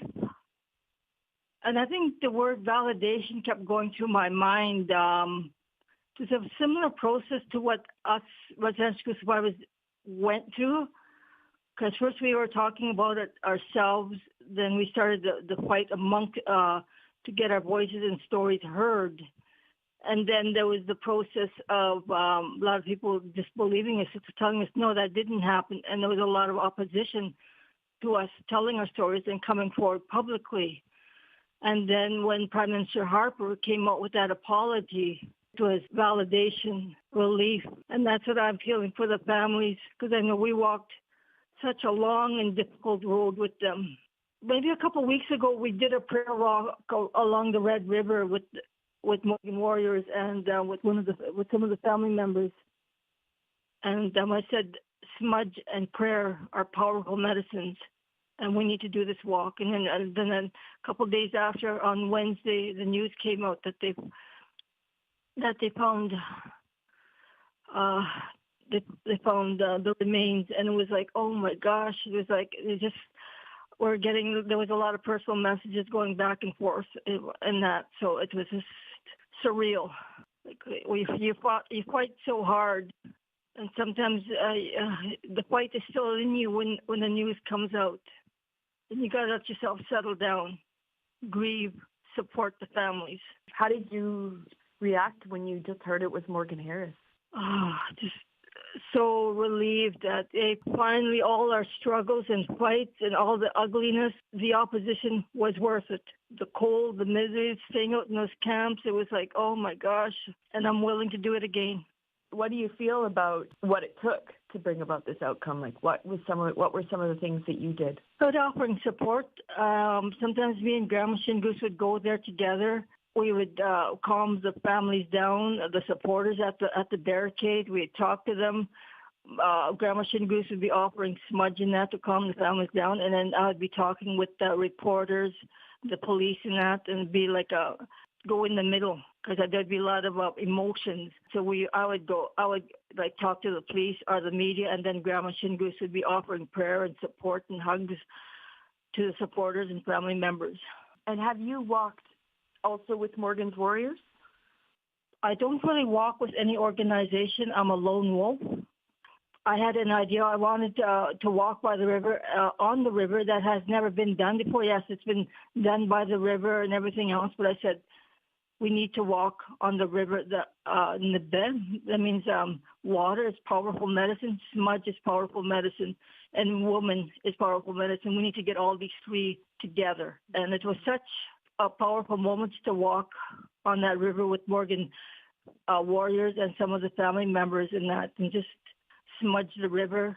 And there was a lot of young people walking in the group, and they wanted to do it again. They said they've never done anything like that. It was such an impactful moment for them. So I think it's part of our role, like me and Grandma Shingus, is a teaching moment when we do these things. So that is Vivian Ketchum speaking in conversation with CBC's Aaron Broman over the weekend. Also, we have one more person to hear from here. Premier Wap Kinew also answered reporters' questions over the weekend about this, and here's part of what he had to say. This is what we wanted. This is what we set out to do, was to bring home Morgan Harris and Mercedes Myron. And so for the Harris family, we can now say that the thing that we didn't know whether or not we would be able to accomplish, we knew that we were going to try. We can now say that we've been able to deliver on that attempt. And I hope it helps to bring closure and healing. And I hope that they have the chance to move forward and memorialize and commemorate. You know, thinking about Morgan last night after we spoke to the families and shared the news with the public, it just really hit home that for so long now, years now, her journey to the next phase with her family, being able to grieve her, lay her to rest, have a funeral, or however they want to remember her, has been on hold and disrupted and made the subject of so much public scrutiny. But now, as any of us would want, they'll be able to pay tribute to her in a way that will help them move on with their lives. And so to me, it's about grieving family and healing for them. But I also know that this is healing for all of us as Manitobans and Canadians. And this entire experience is a reflection of who we are as a country. All the ups and downs and surprises and different directions this thing has taken says something about us. And I hope that we recognize the family members of Morgan and Mercedes as having been the people who called us to our better nature and to do the right thing. And that we should recognize that ourselves, Manitobans and Canadians, that even though there were really tense moments and times when neighbors were arguing with neighbors, at the end of this, we did do the right thing. And so that's who we are.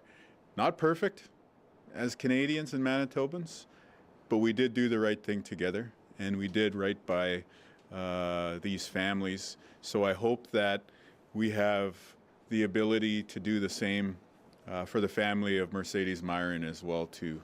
And I hope that we can do that soon.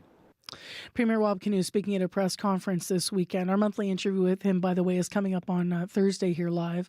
Let's look at some other reaction here. Wayne Iwasco, as you likely know, interim leader of the opposition Tories, apologized last week to the families in the Manitoba legislature for the decision not to search the landfill. In a statement to CBC, he also extended his deepest condolences to the family and friends of Morgan Harris, and that he hopes the confirmation will start to bring closure. Now, in a developing story, still staying with the PC party in this province, and we'll hear more in the news at 8:30. But PC leadership candidate Abi Khan says the former PC government displayed a lack of empathy in the way it communicated the decision not to search the landfill, but he says he would not call the decision a mistake. So we will hear more about that in the news. And finally, Winnipeg has a new police chief. We requested an interview with him. We have not yet heard back, but we hope to speak with our new police chief, Gene Bowers. He also offered condolences to the families of Skibitsky's victims.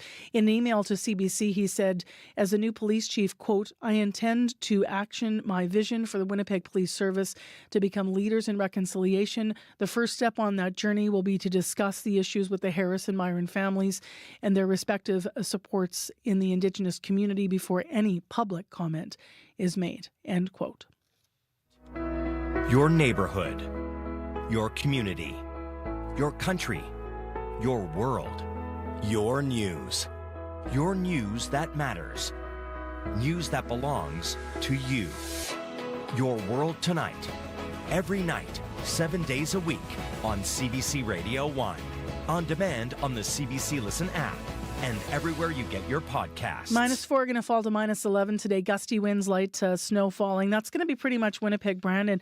And then up in Thompson, much colder, a high of -18. It'll feel like -33. And through central Manitoba, about 10 centimeters of snow expected. So very active and changing weather, and different depending on where you are in Manitoba today. It is 8:27 a.m. I got to say, on Facebook, I posted a question that said, what was the best news you heard this week? And we had various responses. Many people talking about the landfill search. Other people talking about the way that Canada stood up together to the United States around the tariff threats. And then some people posting that it was literally great to have Marjorie Dalhouse back hosting on Radio Noon. True story, Marjorie Dalhouse. I'm so flattered. Thank you. It's wonderful to be back with everyone here at CBC and back with listeners. And yeah, just happy. And back hosting the call-in portion, which is 12:30 to 1. What are you guys going to ask about today? Well, on Friday, the province confirmed a new case of measles in our province.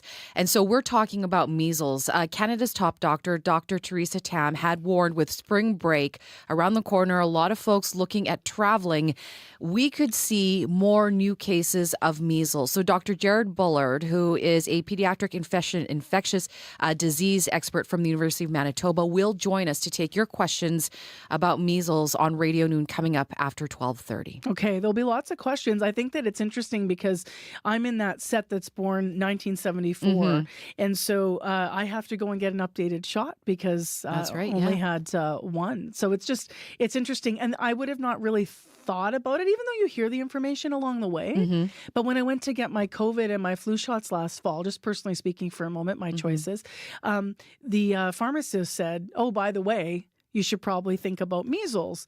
And then she said, "But I can't give it to you here in the pharmacy." So you have to kind of talk to your doctor, I think, or get it administered at through public health. But it's interesting that we're talking about measles all these years later. So get ready with your questions and comments, and join us on Radio Noon coming up at around 12 o'clock today. All right, thanks very much, Marcy. Thanks, Marcy. So that's this afternoon the call-in. So make sure if you have questions about measles, there's lots of them. You get those in, and don't be shy. Remember, 788-3747 is also the listener line for Radio Noon, so you can call with your questions as well, and they might get into the conversation. If you're listening now and then maybe later you're not available, I want to thank specifically the people who are involved in the programming of the morning show today. So today, our associate producers who had items on the program, Chidi Akuma, as well as our reporter in unit, Jim Agapito, and associate producer Issa Kixon. Nellie Gonzalez is a show producer overall and current affairs unit of all the programs, and Leif Larson is the senior producer of audio at CBC Manitoba. And of course, big thanks to our live team, Joni Nicolo and Heather Wells, and Megan Ketcherson in our news center, as well as here behind the glass, May McKillop, who's been directing, May McKillop, and Abby Adeyemi, our lead technician on the program, and of course, Kevin Ipatebo, who is holding down the fort as our YouTube streaming producer. If you're watching the show, then you always see Kevin waving at you there. And if you aren't watching the show, we hope that you might consider checking out our YouTube stream and also checking out our podcast. This is Manitoba, which you can find wherever you get your podcasts. Right now, it's time for your CBC Winnipeg News. This is CBC News. Good morning. I'm Heather Wells in Winnipeg. At 8:30, it's -4. Temperatures dropped just a couple of degrees since earlier this morning. It's going to keep sliding down to -11 by this afternoon. The wind picking up, north 50 gusting to 70 this afternoon, and expect a bit of snow, periods of blowing snow, and in fact a risk of freezing rain as well early this afternoon. Canada's new Liberal leader is taking aim at two targets. Mark Carney is criticizing U.S. President Donald Trump and Conservative leader Pierre Poilievre. Carney mentioned both during a victory speech last night after winning nearly 86% of his party's votes. Donald Trump is trying to weaken our economy, but there's someone else who, if he succeeds, will weaken our economy. It's Pierre Poilievre. Carney is an economist and former governor of both the Banks of Canada and Bank of England. Now, with trade tension escalating between Canada and the U.S., Brandon's Bellin Industries says its focus is domestic sales and procurement. The steel maker has one product facing a 25% tariff. Senior Vice President Sean Lepper says if it happens, production will stop overnight. He's now getting calls from worried clients. We have customers asking and demanding that the product be Canadian, which is really uncommon for us. Most of the time it would come down to price. Now it's less about price and more about where it's coming from. Lepper says overall Bellin's focus on domestic sales and production will minimize tariff impacts. An Indigenous elder who has supported the families in their call for a search of Prairie Green landfill says time froze when she heard the news on Friday. Police had identified one of two sets of remains found in the landfill as those of Morgan Harris. Harris is one of 4 First Nations women murdered by a serial killer nearly 3 years ago, and she is the mother of 3 girls who never gave up their crusade to bring her home. Geraldine Shingoose has been there for the Harris family since Winnipeg police first said a search wasn't feasible in December of 2022. They taught me so much about humility, being humble, and always the focus was to bring Morgan home. That was the main focus. Shingoose wants to thank the late Assembly of Manitoba Chiefs Grand Chief Kathy Merrick, Grand Chief Kyra Wilson, and the community who she says always listened when others didn't. Manitoba PC leadership candidate Wally Dowdridge says he agrees with his interim party leader's declaration that the former PC government made a mistake by refusing to search a Winnipeg area landfill for the remains of 2 murdered First Nations women. Interim PC leader Wayne Iwascu apologizing on Wednesday for that decision, saying the party erred. Dowdridge agrees. He says he would have been all in on a landfill search, but would have sought private sector funding to pay for it. What we should do is put some seed money to start a fund and then ask corporations to contribute to that fund so that we would have the money so that we actually have the emotional closure on that issue. Meanwhile, the other PC leadership candidate, Abhi Khan, doesn't agree the former PC government made a mistake by refusing the landfill search. Abhi Khan says the decision was based on information available at the time. Remembering an Indigenous leader. A memorial in honor of J.J. Harper, 37 years after he was shot and killed by Winnipeg police. The Wasagamak First Nation leader was 37 when he died. Police had been in that area looking for someone else. Harper was unarmed and had committed no crime. Walter Harper, the chief of Wasagamak First Nation now, remembers his relative. He reminds me every day that when I go in my office, there's a picture of him and how he inspired is he was a chief, and I remember him as a great leader, a great man. The death of J.J. Harper and the 1971 murder of Helen Betty Osborne prompted Manitoba's Aboriginal Justice Inquiry. Its final report confirmed racism played a role in the events the night Harper was killed.